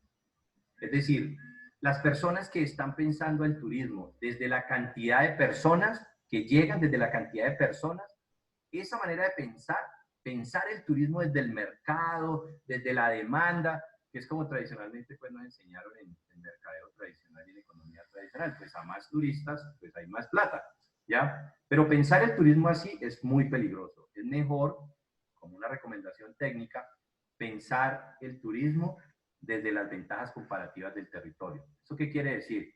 Que si usted es el país que tiene la mayor cantidad de aves en el mundo, pues desarrolle avistamiento de aves, pero desarrollelo de una manera consciente, responsable y teniendo en cuenta los modelos de conservación y los elementos de capacidad de carga. No se ponga a preguntarle al mercado, ¿a usted qué le gustaría encontrar en mi destino turístico? Porque los turistas, hay turistas buenos, cultos, y hay turistas malos y no tan buenos, ¿ya? Entonces le pueden pedir cosas que no son tan buenas para el territorio, y eso muchas veces se ha tirado los destinos turísticos. Entonces, ¿qué está pasando? Que por esa lógica tenemos en el mundo, hay que decirlo, consultores, instituciones, culebreros, gente que hoy trabaja en el mundo del turismo, diciéndole muchas veces, por ejemplo, a las comunidades rurales, eso incluso yo me lo encuentro en el Valle del Cauca, diciéndole a las comunidades, dedíquese al turismo, que el turismo eso es. Y voy a poner un caso específico, el avistamiento de aves. Entonces, como el balance económico de una actividad, de un segmento especializado como el turismo de avistamiento de aves, es que hay indicadores como que un europeo paga $500 el día, que un americano paga 400, que un australiano paga $700 el día, que un japonés paga hasta $800 el día.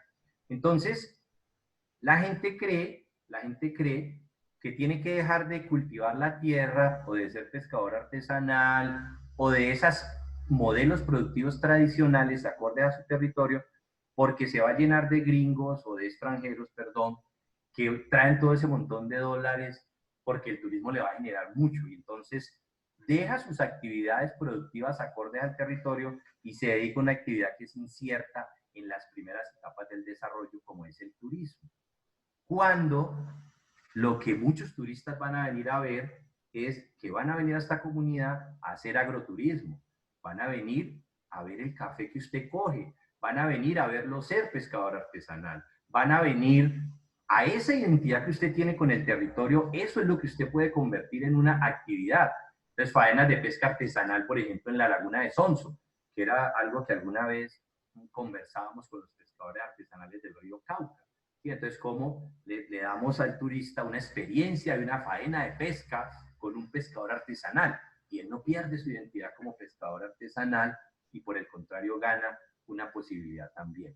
Se debe compatibilizar, y aquí tengo un error, aquí yo quiero hacer una claridad, pues yo lo dejé así textual como está en la OMT y en el PNUD, pero se debe compatibilizar la industria turística y la protección del medio ambiente. Aquí quiero hacer una claridad porque yo sí soy un convencido de eso, podemos generar la discusión, pero yo soy de esa escuela que considera que el turismo no es una industria.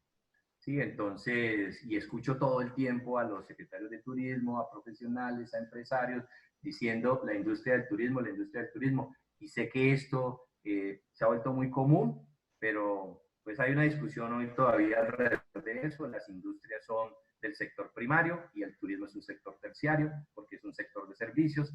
Claro, hay gente que ya dice que tiene elementos del sector primario porque se producen los alimentos, porque se producen no sé qué, pero en general hoy ha empezado a haber un consenso alrededor de que es un sector estratégico, de que es un sector en el que se puede trabajar, en el que hay elementos económicos, pueden haber alguna relación con la industria. Otra cosa es el turismo industrial, que es otra cosa diferente, pero básicamente aquí de lo que hablamos es que el turismo tiene que compatibilizarse con la protección del medio ambiente. Les voy a poner un ejemplo sencillo para los operadores y para los que trabajan en turismo, porque a veces no lo entienden, entonces a veces pasan cosas como estas. Cerramos el Parque Tayrona y entonces los empresarios del sector turismo se enojan, ¿sí? ¿Por qué cerraron el Parque Tayrona? ¿O por qué cerraron el Parque Los Farallones de Cali? Señores, porque existe algo que se llama plan de manejo, porque esa es un área protegida y tiene algo que se llama plan de manejo y tiene algo que se llama zonificación para la conservación. Y el plan de manejo y la zonificación y la estructura ecológica principal de un territorio nos dicen que ciertas áreas, por conservación y por capacidad de carga, esto en turismo se llama los cierres temporales de conservación. Cualquier persona que tenga un conocimiento mínimo de modelos de capacidad de carga para el sector turismo sabe que existe lo que se llama los cierres temporales para la conservación. Y los cierres comerciales para la conservación son necesarios. Entonces, ¿cómo así? La mejor playa en el Tayrona es donde llegan las tortugas a desovar. Y entonces, señores, hay que compatibilizar la protección del medio ambiente con la actividad turística. Hay que cerrar algunos momentos del año. No es simplemente, la naturaleza no está ahí para el uso y el abuso. Hay ciertos sectores en la zonificación de las áreas protegidas, de los parques y de las reservas, hay ciertos sectores, ciertas zonas dentro de la zonificación que se llaman las áreas intangibles, las que no se pueden tocar. es que la naturaleza no está ahí para el uso y el abuso. Claro, tenemos un problema y es que nosotros como humanidad en este proceso nos vendieron un concepto muy utilitarista de todo lo que está ahí, ¿sí? Es el concepto, el famoso concepto lamarckiano de que es que tenemos manos para coger, tenemos, sí, y que todo está ahí para usarlo, para el servicio del ser humano. No, hay que compatibilizar los procesos de turismo con los procesos de conservación. Entonces, el operador tiene que llegar y decir, esta es un área protegida. Listo, Corporación Autónoma Regional, Ministerio del Medio Ambiente, Alcaldía, Autoridad. Usted tiene el plan de manejo de esa área protegida para yo saber cuáles son los temas del plan de manejo, para yo saber cómo es la zonificación, para yo saber cuáles son los sitios de acceso público y de uso para el turismo. Cuarto, respetar la autenticidad sociocultural de las comunidades anfitrionas. Y esto tiene que ver con no llegar al borde y al límite, algo que a mí me molesta mucho, que es la mercantilización de la cultura. Eso le pasa mucho a las comunidades indígenas y a mí me parece que eso es un irrespeto con las comunidades indígenas cuando las comunidades indígenas se vuelven como un objeto de diversión de los turistas. El baile para el turista, corra para allá, muévase para allá, hágase allá, tome la foto con el turista, tal, no hay que, ¿sí? Y no una puesta en escena de un proceso de etnoturismo o de turismo cultural, considerando una salvaguarda para esos elementos patrimoniales que garanticen los saberes ancestrales y populares para interés del turista, pero no es de la mercantilización de la cultura y de la autenticidad sociocultural. Ya hay un elemento y hay una línea muy delgada. Por eso la recomendación es que, por favor, cuando ustedes tengan elementos culturales de identidad sociocultural en sus territorios, que ustedes creen que tenga potencial turístico, llamen a un profesional que sepa de esto, una persona que les pueda diseñar algo que se llama gestión integral de turismo cultural. Existen gestores culturales y existen profesionales de la cultura que se han enfocado en este tema de la autenticidad sociocultural para evitar que pase algo. Incluso hay sociólogos que trabajan en sociología del turismo. Entonces, para evitar que nos pase eso, porque la línea que puede pasar a la mercantilización de la cultura es muy delgada. Los dos últimos elementos del tema que tienen con estos criterios son que se debe garantizar la participación de los actores del sector. Miren, no nos pueden seguir pasando operadores turísticos que llegan a los territorios llevando absolutamente todo.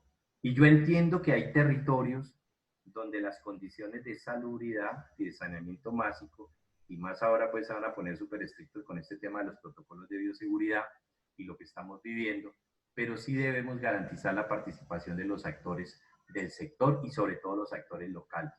Hay que entender lo siguiente, el turismo es una gran cadena de servicios donde están diferentes subsectores. Entonces están el hotel, el restaurante, el guía, el transportador, el artesano, es una cadena de servicios. Y uno, de una manera muy equivocada, ve a veces en los territorios o en los operadores que un solo operador quiere hacer todo. Entonces el operador es guía, ofrece el alojamiento, ofrece la alimentación y no le da la oportunidad a otros para que participen. Los operadores externos deben tratar de garantizar que las comunidades locales que prestan estos servicios de la cadena del servicio pues puedan participar para poder que haya una verdadera repartición de la riqueza de una manera más equitativa y no haya una acumulación de la riqueza en la operación turística. Se debe garantizar una experiencia única al visitante y sensibilizarlo a los temas de la sostenibilidad local. El turismo mundial hoy ya no se mueve bajo esa lógica del paquete turístico, el pasadía, el programa, sino que se mueve desde la lógica de las experiencias. Y acuérdese, existe algo que se llama el índice de calidad de servicio al cliente o el índice de valoración de la experiencia, que dice que un turista con relación a las experiencias puede tener 3 momentos. Él puede estar insatisfecho, y voy a hablarles técnicamente. Insatisfecho es cuando, y luego les voy a hablar coloquialmente, insatisfecho es cuando el rendimiento percibido es menor que el producto ofertado o el servicio ofertado. Eso no es más que cuando recibió menos de por lo que pagó. Entonces, Entonces él está satisfecho cuando recibió por lo que pagó y él puede subir un nivel más y estar complacido. La experiencia puede ser de complacencia si él siente que recibió más de lo que él esperaba, ¿sí? O por lo que pagó, ¿ya? Entonces hay que generar experiencias, como dice la norma, que sean únicas e irrepetibles, ¿sí? Y miren que a veces hay elementos territoriales que son únicos e irrepetibles. Les voy a poner un ejemplo muy sencillo: los atardeceres en el Pacífico colombiano, o en el Amazonas, o en la Orinoquía. Eso es único e irrepetible, eso es una experiencia única e irrepetible. Y son cosas elementales y sencillas que cualquier turista valora. Entonces, si usted tiene claro ese tema, usted con ejercicios tan sencillos como esos, o lo que nos pasa, por ejemplo, en los páramos, ¿sí? Cuando vamos a visitar los páramos y vemos las lagunas y tal, pero pues los páramos no es pues como para traerse el frailejón, como he visto pues en algunos casos donde a veces hemos visto gente que baja frailejones del páramo para ver si le prenden en el jardín de la casa y tal. Pero, es decir, nosotros tenemos ecosistemas estratégicos en Colombia de muy alto valor ecosistémico y paisajístico. Y eso genera experiencias únicas para el visitante. Pero tenemos que sensibilizarlo frente a los temas de la sostenibilidad local. Por ejemplo, ¿qué significan los páramos para el mundo? Tener páramos en Colombia es un privilegio. Y lo hemos venido hablando con el proyecto Páramos de Colombia. Casi 50 a 60% de los páramos del mundo están en Colombia. Generan el agua de las principales capitales, es el servicio ecosistémico más importante, ¿ya? Entonces hay que empezar a sensibilizar a los públicos alrededor de estos temas de la sostenibilidad local, y para esto tenemos hoy una herramienta comercial, absolutamente comercial también, que nos ayuda para que ustedes lo tengan en cuenta, que es el marketing verde.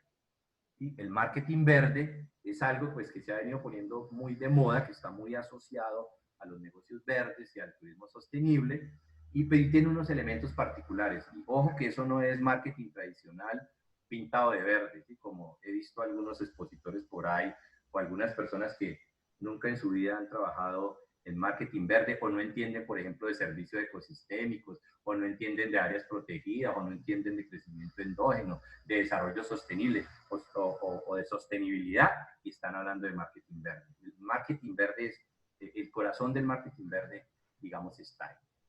Bueno, entonces hemos avanzado a 2017, y en el año 2017 la Organización Mundial del Turismo declara ese año, el 2017, como el Año Internacional del Turismo Sostenible o del Desarrollo Sostenible.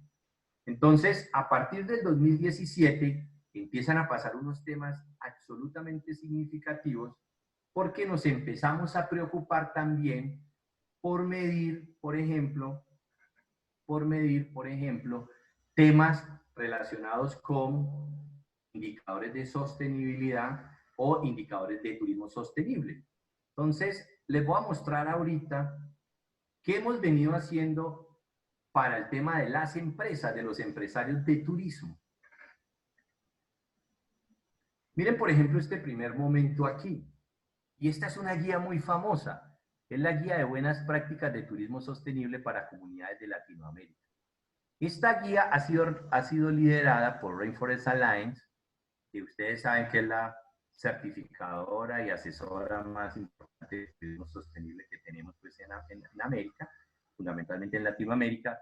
Y esta guía se la recomiendo, está en internet, ¿sí? Todo esto está gratuito en internet. Esta guía se la recomiendo, esta guía es una muy buena guía para los operadores turísticos que quieran trabajar de forma sostenible. Pero tenemos también algo que es muy importante, y es esto, que uno no creería que tiene relación.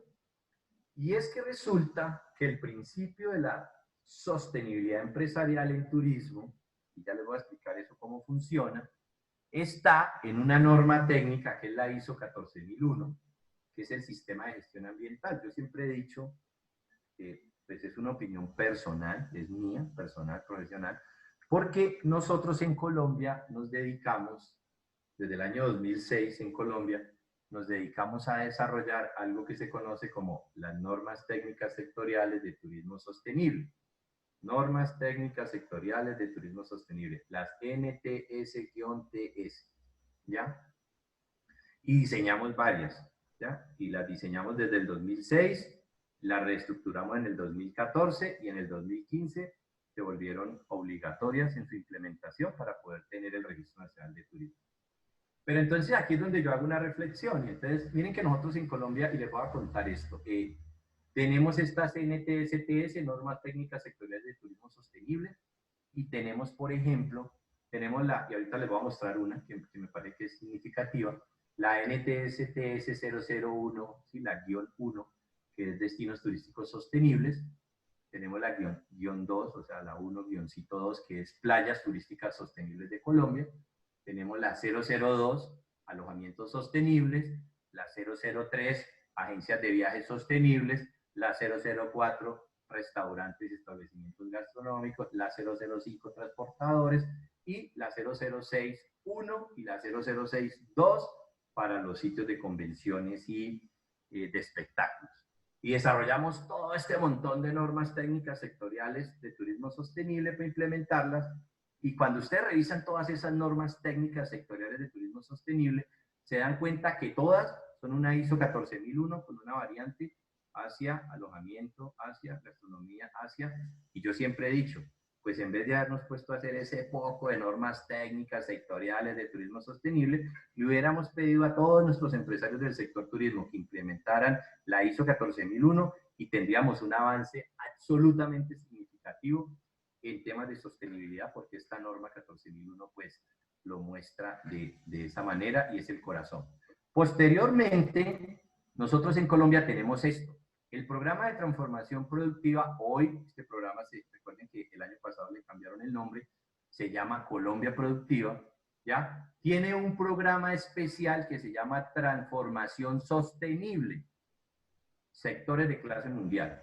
Y esto incluye, en el año 2013 generó un libro, que lo pueden bajar de internet todavía, que se llama así, se llama Transformación Sostenible, sectores de clase mundial. Esta es la portada de ese libro, ¿ya? Y ahí están como las 350 empresas más sostenibles de Colombia, ¿sí? Y hay una, yo lo digo con orgullo, hay una del Valle del Cauca, una que es Serranía Aguas, del municipio del Cairo, en la Serranía de los Paraguas, en el norte del Valle del Cauca, como una de las empresas comunitarias más sostenibles de Colombia, ¿ya?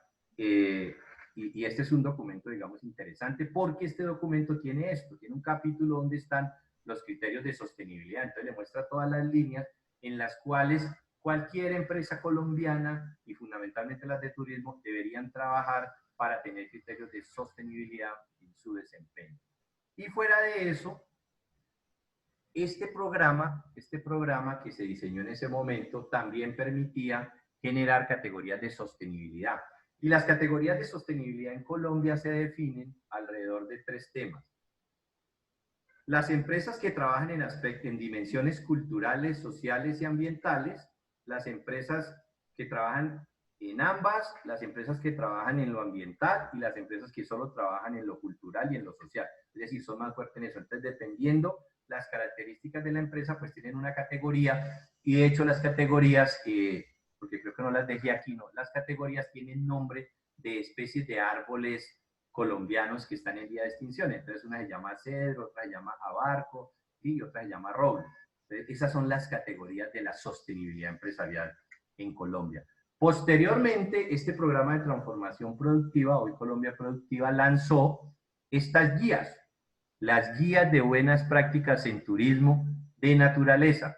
Son 4 guías muy bonitas, muy bien diseñaditas, muy bien hechas, como para entenderlas muy bien.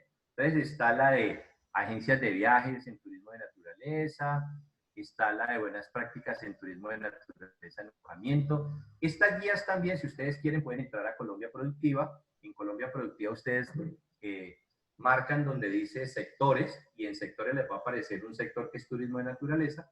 Marcan turismo de naturaleza, se abre la página, aparecen estas guías, aparece el plan de negocios de turismo de naturaleza, aparecen las estadísticas del turismo de naturaleza de Colombia y aparece una serie de documentos interesantes que son bastante formativos. Están las buenas prácticas en turismo de naturaleza para guías de turismo. cuáles son las prácticas que los guías de turismo deben tener. Y están las de restaurantes, las buenas prácticas en turismo de naturaleza para restaurantes. Entonces, ese, digamos, es un avance también significativo para un producto como es el turismo de naturaleza, para un sector muy importante en el país. Ahora también hemos apostado en el país por este ejercicio, cómo gestionar sosteniblemente un destino. Pues en Colombia tenemos esta norma, la norma técnica sectorial colombiana 0011, que es la de destinos turísticos de Colombia, requisitos de sostenibilidad. Entonces, esta guía le dice lo que tiene que hacer un territorio o un destino para ser un destino turístico sostenible, y tiene básicamente 4 pasos. El primer paso es sensibilizar y capacitar a la comunidad y a los empresarios locales en temas de sostenibilidad, algo así como la cátedra de sostenibilidad. Lo segundo, evaluar y diagnosticar el nivel de sostenibilidad del destino. Esto se hace de 2 maneras, ahorita les voy a mostrar, o se hace a través de el índice de sostenibilidad turística o a través de los indicadores de sostenibilidad en turismo, que ya los tenemos en algunas plataformas. Y tercero, hay que diseñar un plan de implementación de sostenibilidad. Y cuarto es implementar lo que decidamos en temas de sostenibilidad a la luz de la norma, que nosotros pues de manera coloquial lo hemos llamado manos a la obra.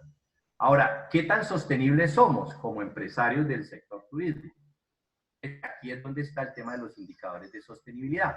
Entonces, un indicador de sostenibilidad que hemos venido manejando en el país es el índice de sostenibilidad turística, que es un índice que trabaja pues con 4 factores o 4 dimensiones, 29 variables, y entonces se hace una ponderación del índice y usted como empresario puede chequear qué tan sostenible es. Pero adicionalmente, desde el año 2017, que se declaró el Año Internacional del Turismo Sostenible, nosotros en Colombia vimos nacer un ente que ha sido muy importante para el turismo en Colombia, que es el Centro de Información Turística de Colombia, el CITUR con C.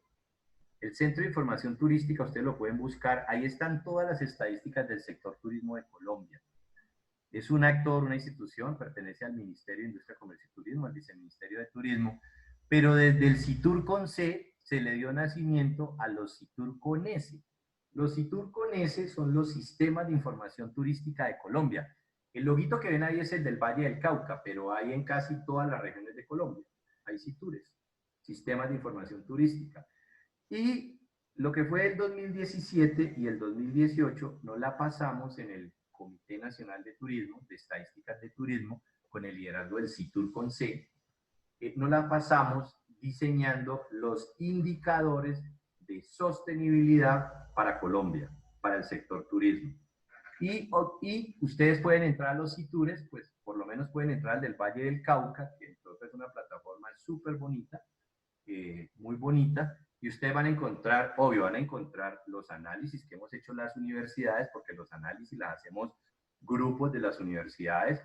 En mi caso particular, yo lidero el equipo de indicadores de sostenibilidad del Valle del Cauca y estoy en la Mesa Nacional de Indicadores de Sostenibilidad del país. Y van a encontrar datos como esto. Esta ya es la manera de comunicárselo al público, porque ahí están también las estadísticas, los informes, las métricas, todo, están todos los documentos, están los documentos de la medición del RNT, de qué es la formalización turística, está el empleo, está el desarrollo, la cantidad de turistas nacionales e internacionales que se mueven, están los indicadores de sostenibilidad. Y yo aquí traje algunos informes porque esos son informes, traje algunos indicadores porque esos informes son de 100 páginas, de 150 páginas, de 200 páginas, llenas de gráficas, porque incluso tenemos análisis en los que relacionamos, por ejemplo, la formalización turística, el RNT, con un sistema de información geográfica, es decir, dónde están ubicadas las empresas legales o formales, dónde están ubicadas las empresas más sostenibles del departamento del Valle del Cauca o de Colombia.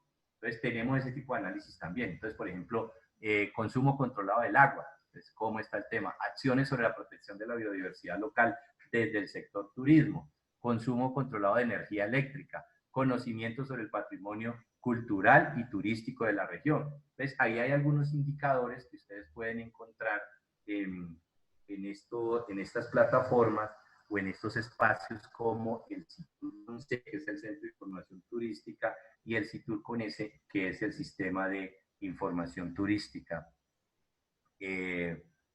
pues con esto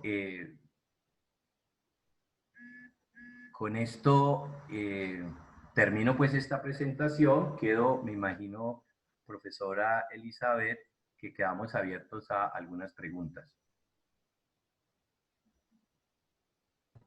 Gracias, Germán, por tu presentación. Sí, abrimos un espacio, nos queda media hora para que intercambiemos preguntas, comentarios contigo. Como ya saben, aquí en el Zoom tenemos una opción en participantes donde se puede pedir la palabra. Entonces, ¿quién estaría interesado en empezar a conversar o hacer algunas observaciones, preguntas? Está abierta la participación.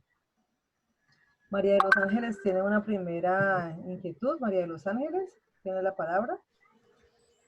Hola, profe. Hola a todos. Me encanta volverlos a ver de nuevo. Sí, yo tengo una pregunta.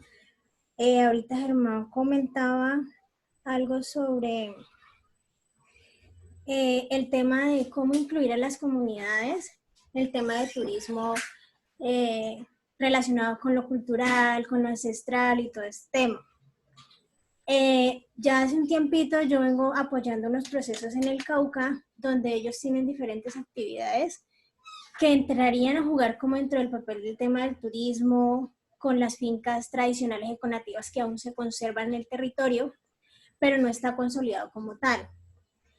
Lo que yo he percibido y ellos me han manifestado mucho es el tema de que están cansados de que vayan agencias, de que vayan universidades y otras instituciones, incluso del Estado mismo, que solamente toman como lo que necesitan de ellos y luego se olvidan.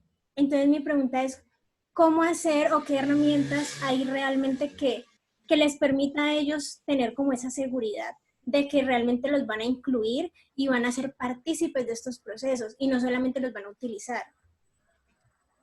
Bueno, gracias, María de los Ángeles. Germán, recojamos varias porque hay otras dos intervenciones.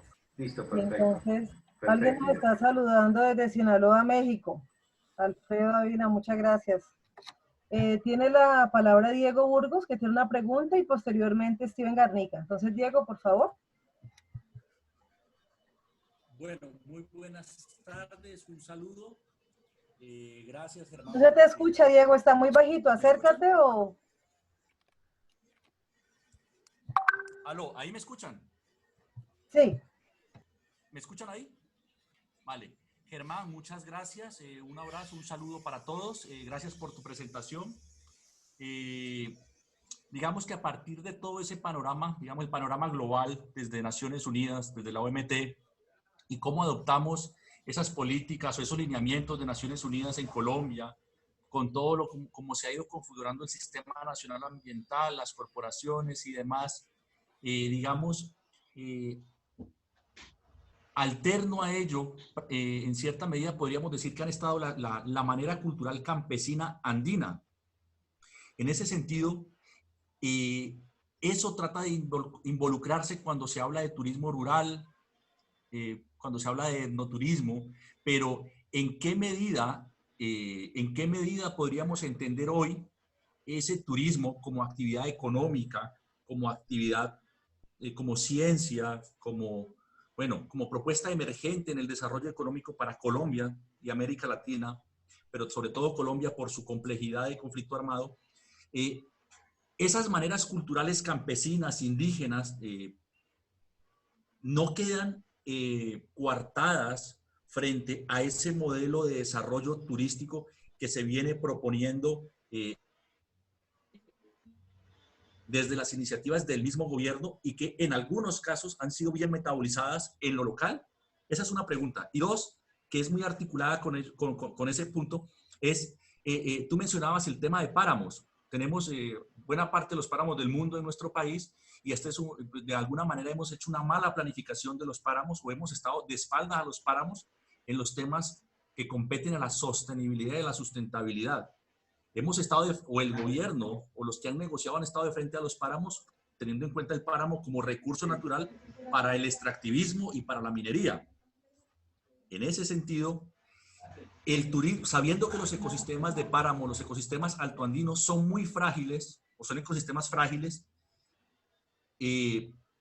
el turismo, así tengamos buena capacidad de carga, un muy buen trabajo social, y se articula la pregunta de Ángeles, ¿es el turismo una buena opción para que permita garantizar el equilibrio ecosistémico o socioecosistémico de los páramos propiamente en Colombia? No sé si me hice entender. Gracias. Gracias. Germán, aquí la pregunta de Steven la dejó escrita en el chat. Pregunta, se me corrió un momento. ¿Qué recomendación, tú lo leíste? ¿Qué recomendación le harías a aquellas comunidades y actores que ven en el turismo una alternativa a la sustitución de cultivos de uso ilícito? Esa la hace Steven. Y Jefferson Orejuela, ¿quieres hacer la pregunta de viva voz? Tendrías la palabra tú. Jefferson. Sí, Vamos cerrando micrófonos. Discúlpame, Diego y Ángeles, vamos cerrando para que no haya interferencia. Gracias. Profesor Germán, la pregunta que hace Steven se refiere a los procesos de sustitución de cultivos, especialmente lo que está ocurriendo en el área de la Reserva Forestal Protectora en Chicayá, en el corredor Queremal-Danubio.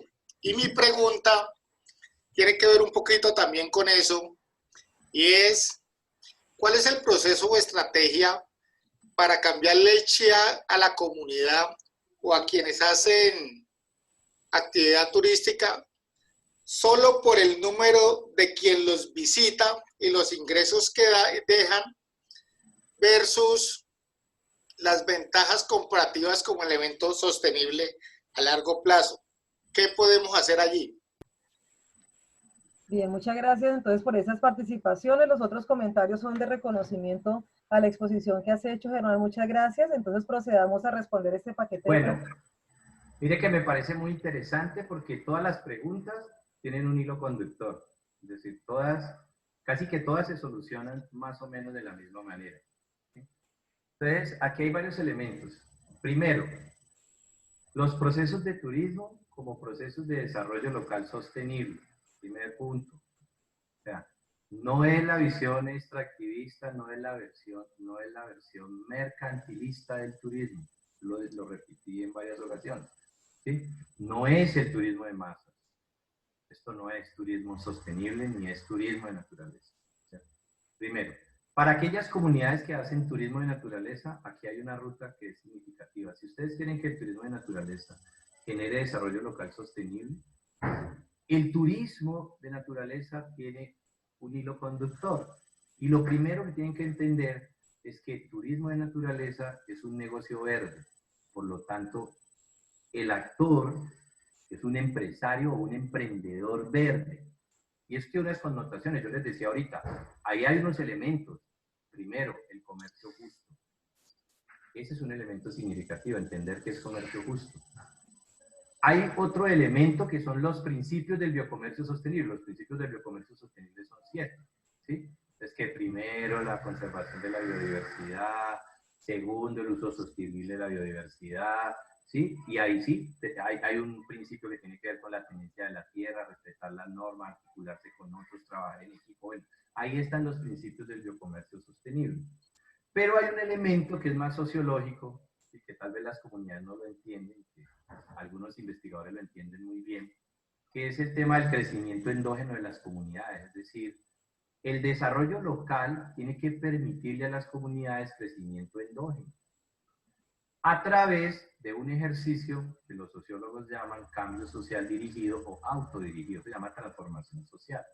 Y es que hay una relación diferente entre el habitante local y el externo. En la medida que las comunidades se empoderan y las comunidades crecen en temas como conocimiento, investigación local, la recuperación de su ancestralidad con una puesta en valor como coinvestigador local. Por ejemplo, la conservación desde planes de comanejo, comités de comanejo. O sea, desde la participación, desde el empoderamiento, desde el conocimiento, desde el crecimiento de las comunidades. Yo no me puedo sentar como comunidad a una mesa a negociar con un externo que la tiene súper clara en negocios y yo no me siento como un empresario verde, primero. ¿Ya? Entonces yo necesito conocimiento, yo necesito formación, yo necesito avanzar. ¿Ya? Eso es lo primero. Hay otro elemento que es muy importante y se llama la gobernanza turística. Yo les decía, necesitamos escenarios de donde esté lo público, lo privado y lo comunitario dialogando para que cada uno entienda su rol. No podemos seguir en ese imaginario positivista y clásico donde el habitante local es una unidad muestreal más, es el que me da la información para yo hacer los papers en las revistas internacionales, o es el que me lleva donde están los atractivos, o es el que me entrega sus saberes y no recibe nada a cambio. Si nosotros tenemos un modelo de gobernanza de 3 lados, público, privado y comunitario, funcionando con el corazón de ese triángulo puesto en desarrollo local, eso en un modelo de desarrollo local sostenible se llama un GAL. Un GAL es un grupo de acción local, eso es gobernanza. O sea, un grupo de acción local. La gente que trabaja en DIT, en Desarrollo Integral Territorial, lo llama el modelo integral territorial para el desarrollo, es decir, un grupo asociativo donde hay instituciones públicas, privadas y comunitarias y dialogan. Entonces, si las comunidades no crecen, siempre van a estar en desventaja, primero. Pero además, si el operador no tiene ética y no entiende lo que es el comercio justo y no entiende, entonces ve a la comunidad como una oportunidad para ser explotada. Por eso lo que necesitamos es, en estos ejercicios de ruralidad que hoy estamos haciendo desde la universidad, es fortalecer las estructuras asociativas locales para que tengan herramientas a la hora de negociar. Se llama crecimiento endógeno, es decir, incluso, bueno, lo voy a decir aquí, eso es peligroso, ¿sí? Porque empieza la comunidad a tener una mirada diferente del territorio, de la manera como va a negociar desde su conocimiento y su saber. Así se desarrollaron los países desarrollados, desde el conocimiento, desde la investigación, desde la sociedad del saber, ¿sí? Desde las ciencias naturales, matemáticas, humanas, sociales, con unos científicos aportándole a las comunidades, ¿sí? Y no solamente desde la banalidad del científico para hacer A1 o A2 o uno, sino el conocimiento puesto al servicio del desarrollo territorial. Entonces, cuando nosotros tenemos unas comunidades formadas, estructuradas y capacitadas, entienden una relación diferente, incluso una relación política diferente, y eso es peligroso. Porque ya no tenemos una relación de arriba para abajo, donde no tenemos servidores públicos, sino el público al servicio de el de arriba, ¿sí? O sea, una lógica diferente, sino que es una relación de abajo para arriba, es decir, la comunidad es la que decide, y ojo con lo que va a decir, decide cuál es el político que le sirve, cuál es el Estado que le sirve, cuál es el entorno que le sirve, cuál es el modelo que le sirve, cuál es la empresa que le sirve a sus intereses de cambio social y de estructura asociativa y de desarrollo endógeno. Esto implica cambiar paradigmas para no tener un paradigma solamente fundamentado en la dimensión económica, que es una de las grandes discusiones que yo hago con el turismo, porque muchos dicen, miren, yo no estoy de acuerdo, de hecho, acabo de escribir un artículo sobre eso, yo no estoy de acuerdo con esa premisa de que turismo es el nuevo petróleo. Eso es una visión demasiado mercantilista, ¿sí? De una actividad que se vincula con lo social, con lo humano, con lo ambiental, ¿sí? Y el turismo no es el nuevo petróleo, el turismo es una oportunidad para las comunidades anfitrionas o las comunidades locales. Pero hay que generar unos elementos diferentes. Entonces, si la comunidad no se quiere sentir usada, abusada, como le pasa al páramo, a la laguna, o como le pasa a la naturaleza, pues necesitamos unos elementos diferentes de relacionamiento. Y esto incluye que la comunidad tiene que crecer alrededor de un proyecto de desarrollo local sostenible, de gobernanza participativa y de diálogo de saberes. Con esos elementos es otra comunidad, primero. Segundo, otra de las preguntas que me hicieron. Si nosotros pensamos el turismo desde esa lógica del desarrollo, yo lo digo, yo he hablado de desarrollo sostenible, pues estoy hablando de la OMT, estoy hablando del PNUD, ¿sí? Estoy hablando de las Naciones Unidas ya. Pero si nosotros solamente le damos valor a la dimensión económica, entonces no será común que muchos turistas lleguen al páramo. Porque la relación es económica, es meramente económica. decir, necesitamos como dicen ahora ya no dicen competitividad, sino productividad. ¿Ya? Entonces el tema ahora es de productividad y de, ¿cómo se llama? Economía naranja y circular. Pues. Entonces el tema sigue siendo económico. ¿Ya? Pero la dimensión económica no es la que más tiene que pesar, porque es que, ojo, entiendan, turismo de naturaleza es instrumento, ¿sí? Es herramienta estratégica para la conservación de la biodiversidad. Si lo pensamos como biocomercio sostenible. Y si lo pensamos como biocomercio sostenible, que ahí está la clave, el elemento más importante es la conservación de la biodiversidad.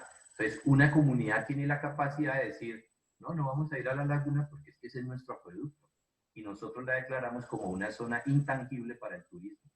Porque los sitios de uso público para la comunidad son estos y estos. Pero además, con elementos de capacidad de carga real, articulados al plan de manejo y articulados a desarrollos locales con las comunidades locales. Y ojo, estamos hablando de países megadiversos.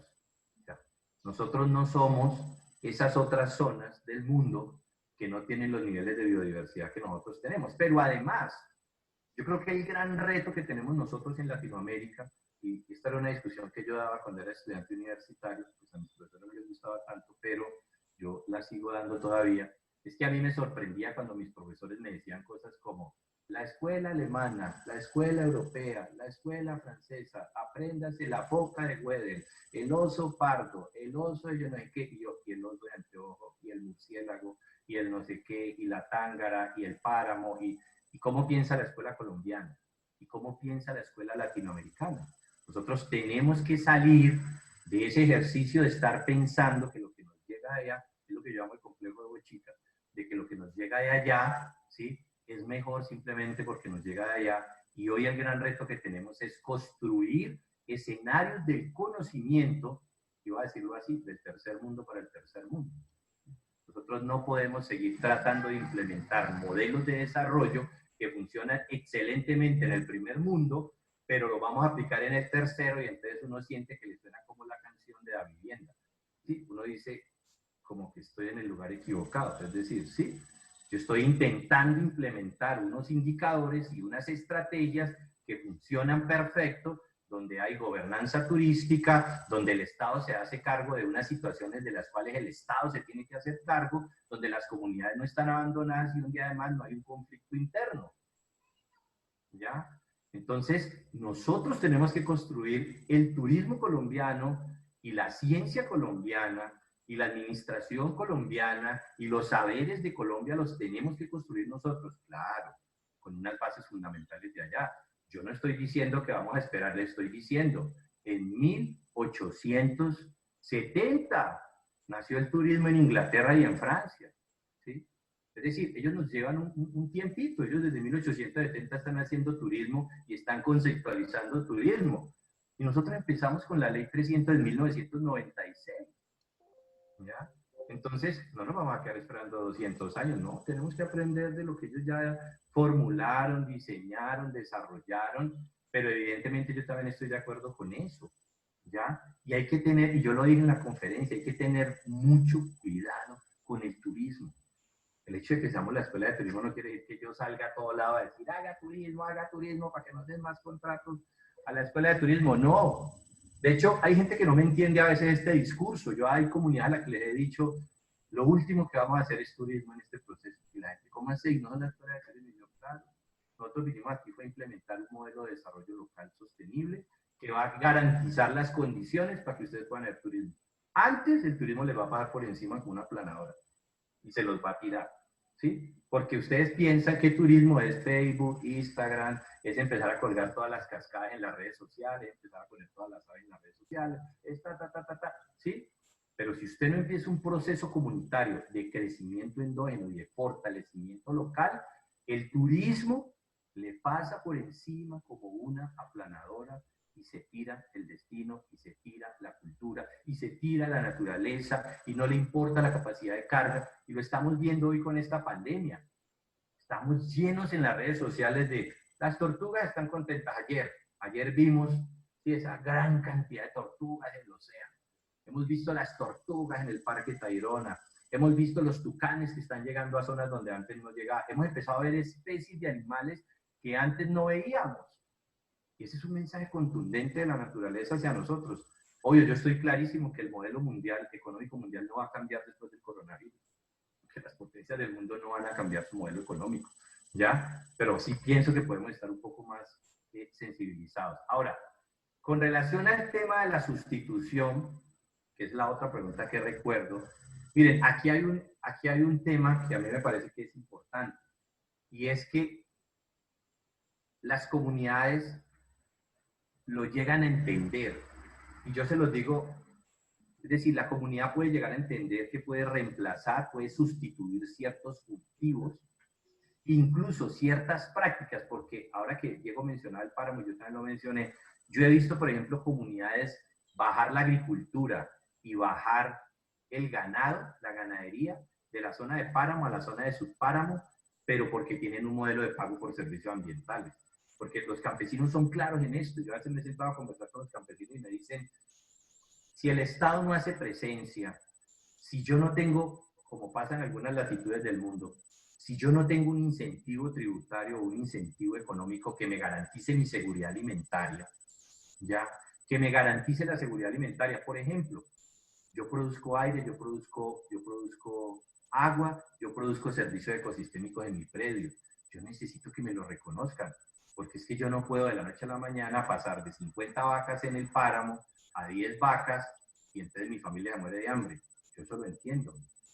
Yo no puedo sustituir los cultivos y la única oportunidad laboral y de subsistencia y de seguridad alimentaria que yo tengo son esos cultivos, ¿ya? Entonces, si no existen modelos de gobernanza en esos territorios, donde esté lo público, lo privado y lo comunitario, mancomunadamente trabajando por el desarrollo local, es muy difícil que la comunidad sola pueda. Es muy difícil. Por eso, lo que necesita la comunidad es ganar espacios de representación en aquellos escenarios en los cuales se toman las decisiones sobre la gobernanza territorial. Y sentarse con las corporaciones autónomas, y sentarse con parques nacionales, y con el ministerio, y con las alcaldías, y con la gobernación, ¿sí? En diferentes escenarios, a participar, porque la participación, pero la participación efectiva, no asistir, sino participar, porque a veces creemos que la asistencia es participación, no, la participación debe ser efectiva, si no es asistencia, no participación. Yo creo que ahí alcancé a recoger como las preguntas que me hicieron. Gracias, Germán. Hay dos preguntas más. Hay una pregunta que dejaron aquí en el chat. Una persona de nombre Inés Soraya. Ella pregunta algo muy puntual, quizás puedan ustedes conversar después. Dice, ¿cómo se hace un estudio de suelos para obtener la capacidad de carga de un área protegida? Muy específico. Y hay otra persona, Mauricio Berrío, si quieres, puedes hacer la pregunta en este momento. Tema de capacidad de carga. Mauricio. Buenas tardes. Mi pregunta es, en el caso de Tenerife Valle, el Cerrito, se llevó a cabo un plan de turismo naturaleza con la CSE. ¿Se ha logrado el objetivo de intervención o se podría seguir desarrollando un plan turístico interviniendo con equipamientos turísticos sin sobrepasar la capacidad de carga de este territorio o sin llegar a un desequilibrio ecosistémico? O sea, ¿ya se llegó a lo planteado o se podría seguir desarrollando el proyecto turístico en Tenerife con equipamientos? Listo. Bueno, voy a contarles dos cosas, Mauricio. Qué bueno y qué bueno que hiciste esta pregunta porque fue la CBC con nosotros, con la Universidad Autónoma, con la Unión Europea, varios los que estuvimos en la mesa desarrollando ese plan, ese programa de turismo de naturaleza. Voy a contestar las dos preguntas. Las dos tienen que ver con capacidad de carga. La capacidad de carga nace de ese imaginario que yo les dije, es decir, ¿qué es la capacidad de carga? ¿Cuántos caben en un espacio sin agotar los recursos? Era el concepto inicial, ¿cierto? Pero la capacidad de carga, cuando se enfoca al turismo, y ojo que hay que tener en cuenta esto, existen diferentes posibilidades de cálculo de capacidad de carga.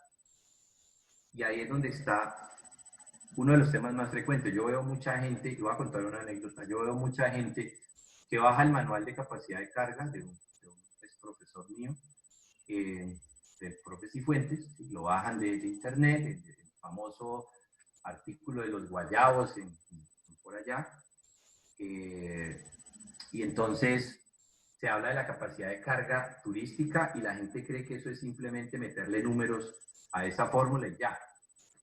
Pero resulta que la capacidad de carga tiene diferentes niveles. Entonces hay capacidad de carga física, capacidad de carga turística, capacidad de carga efectiva y existe la capacidad de carga social.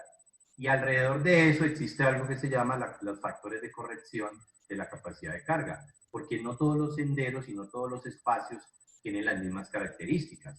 Entonces no es lo mismo un sendero en una zona que llueva mucho a un sendero en un bosque seco, a un sendero en el páramo, no es lo mismo. Por eso los factores de corrección tienen que ser calculados milimétricamente. Y yo he visto gente que muy olímpicamente dice, ah, no, como no tengo estos datos, supongamos que, ¿sí? que se comporta de tal manera. ¿Ya?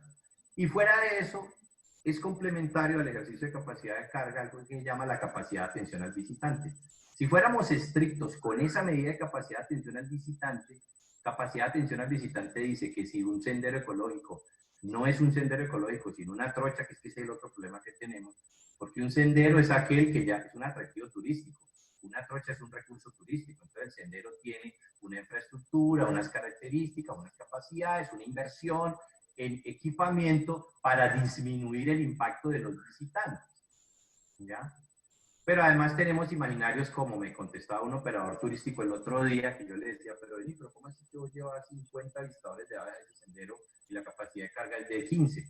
No, pero todos ellos son ambientalistas, todos ellos son buena gente, todos ellos aman la naturaleza, todos ellos, yo no interesa, es que el concepto es de la presencia, de la pisada, de la intervención que hacemos en CO2. Entonces, en la capacidad de carga, hay que calcular, por ejemplo, el clima, cosas como el clima, el brillo solar. ¿Cuántas horas de brillo solar tuve al año? Para eso es necesario acercarse a las estaciones climatológicas más cercanas y hacer los cálculos, por ejemplo, de brillo solar. ¿Sí? Por ejemplo, hay un factor de corrección que tiene que ver con el suelo, que se llama el factor de anegación, o la cantidad de pantanos pues, que se hacen, o de charcos, pues, como para decirlo coloquialmente, porque eso tiene que ver con la compactación del terreno, tiene que ver... ¿Sí? Por ejemplo, la inclinación, el factor de corrección de la inclinación, ese es otro factor significativo.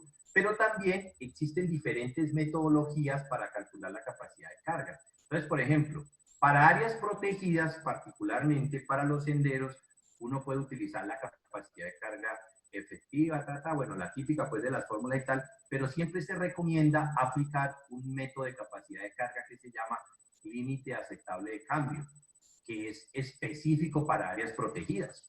Entonces tengo un área protegida, entonces listo, apliquemos la metodología del límite aceptable de cambio. Mucha gente no lo usa, ¿por qué? Porque no es tan sencillo como ponerle los numeritos a la fórmula y que me dé 30 o 40 o 50, sin saber que incluso cuando calculo la capacidad de carga, yo necesito hacer un factor de corrección, que casi nunca he visto que lo hagan los que calculan eso. Hay que hacer un factor de corrección que está enfocado al plan de manejo y a la fragilidad ecosistémica. La fórmula no considera la fragilidad ecosistémica, o lo sabes un ecólogo, un biólogo de la conservación, un zoólogo, un especialista en eso. Entonces la gente llega y le mete números a la fórmula y le da 30, 40, no, yo calculé, no, eso para qué contratamos un estudio de capacidad de carga, no. La fragilidad ecosistémica que está asociada al plan de manejo y a las características de biodiversidad y de servicios ecosistémicos, también incluso me dan insumos para determinar la capacidad de carga, primero. Y lo otro es el límite aceptable de cambio. Ya, con relación a lo de Tenerife, que es el desarrollo del programa de turismo de naturaleza, del corredor turístico de la montaña, ese es un plan que está pensado para los próximos 10 años. Eso quiere decir que al menos en los próximos 10 años hay que seguir haciendo acompañamientos técnicos para que la comunidad vaya entendiendo este tema. Porque lo que no puede pasar, es lo que he venido diciendo, o sea, que se desborde el tema del turismo, como hemos venido discutiéndolo con la CBC, con parques y bueno, con otros actores, con la alcaldía, ya, que eso no se puede permitir que se desborde, simplemente porque, y eso yo lo digo, todavía hay personas dentro de la comunidad que no alcanzan a dimensionar que ahí hay un proceso de construcción de desarrollo local, que irá llevando el turismo paulatinamente, pero lo que no pueden perder de vista es el escenario de capacidad de carga, que al menos para el páramo de las Domínguez y Pan de Azúcar ya se hicieron los estudios de capacidad de carga y por eso se certificó como una recomendación técnica de la Unión Europea y de otros autores, se certificó un acceso que cumplía con las características para que no fueran a haber 20 accesos, que es lo que a veces no entienden. A veces creen que es que hay ciertos accesos, hay que cerrarlos desde el punto de vista de la capacidad de carga, pero hay que seguir haciendo acompañamiento, hay que mejorar las condiciones porque todavía a los empresarios les falta.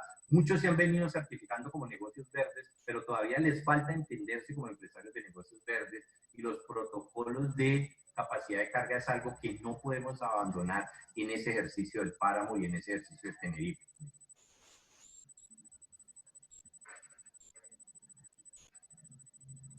Bien, muchas gracias, Germán. Aquí hay otros comentarios que nos han hecho. Bueno, en general la gente muy complacida con tu conferencia, Germán. Muchísimas gracias. Hay mucha gente interesada en tener los datos de esta conferencia. La vamos a enviar la grabación. Creo que ya no hay más comentarios. Germán, no resta más que agradecerte por esta charla. Muchísimas gracias por esta conferencia que nos ha brindado el día de hoy. Quedamos atentos de continuar con esta cátedra de sostenibilidad. Muchas gracias. Ya terminamos exactamente a las 4. Muchísimas gracias a ustedes por la invitación y seguimos trabajando en turismo. Perfecto, seguimos conversando. Bueno, muchas gracias.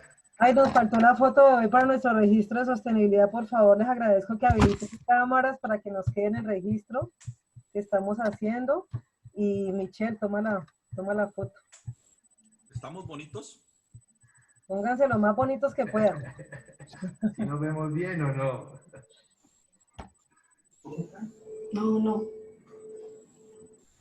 Muy bien. Listo, Michelle, tú nos dices, con los que estemos allí. Muchísimas gracias. Germán, ¿crees que vas a promocionar algún destino para que nos estimularas después de la cuarentena? ¿Dónde nos recomiendas ir? ¿En el Valle del Cauca? No, a mí me encanta todo el Valle del Cauca, entonces si me pongo a decir uno en particular, se me quedan los otros por fuera y... Y aquí hay varios de distintos Sí, destinos. no, el norte, el centro, el sur, la zona rural de Cali, es decir, los páramos, el Pacífico. Ahora se viene próximamente el avistamiento de ballenas. ¿Y será que en esas condiciones va a ser posible el avistamiento de ballenas? Condiciones que vamos a ver, es una de las apuestas, ¿no? Pero es que saben que la actividad está muy asociada al tema de salubridad, de servicios, aunque sitios como Juan Chaco, por ejemplo, como Ladrilleros han venido creciendo muy positivamente en infraestructura, lo que ha hecho Asostur Pacífico, lo que ha hecho la Corporación de Turismo de Buenaventura, sí, lo que han venido haciendo en San Cipriano, lo que han venido en toda esa zona, me parece interesante. Hay muy buena infraestructura hotelera hoy en el Pacífico para que la gente no siga pensando que el único destino es San Andrés, Providencia, Cartagena, ¿no? El Pacífico también. Hace 27 años, hice las cuentas ahora, hace 27 años voy al Pacífico religiosamente cada mes.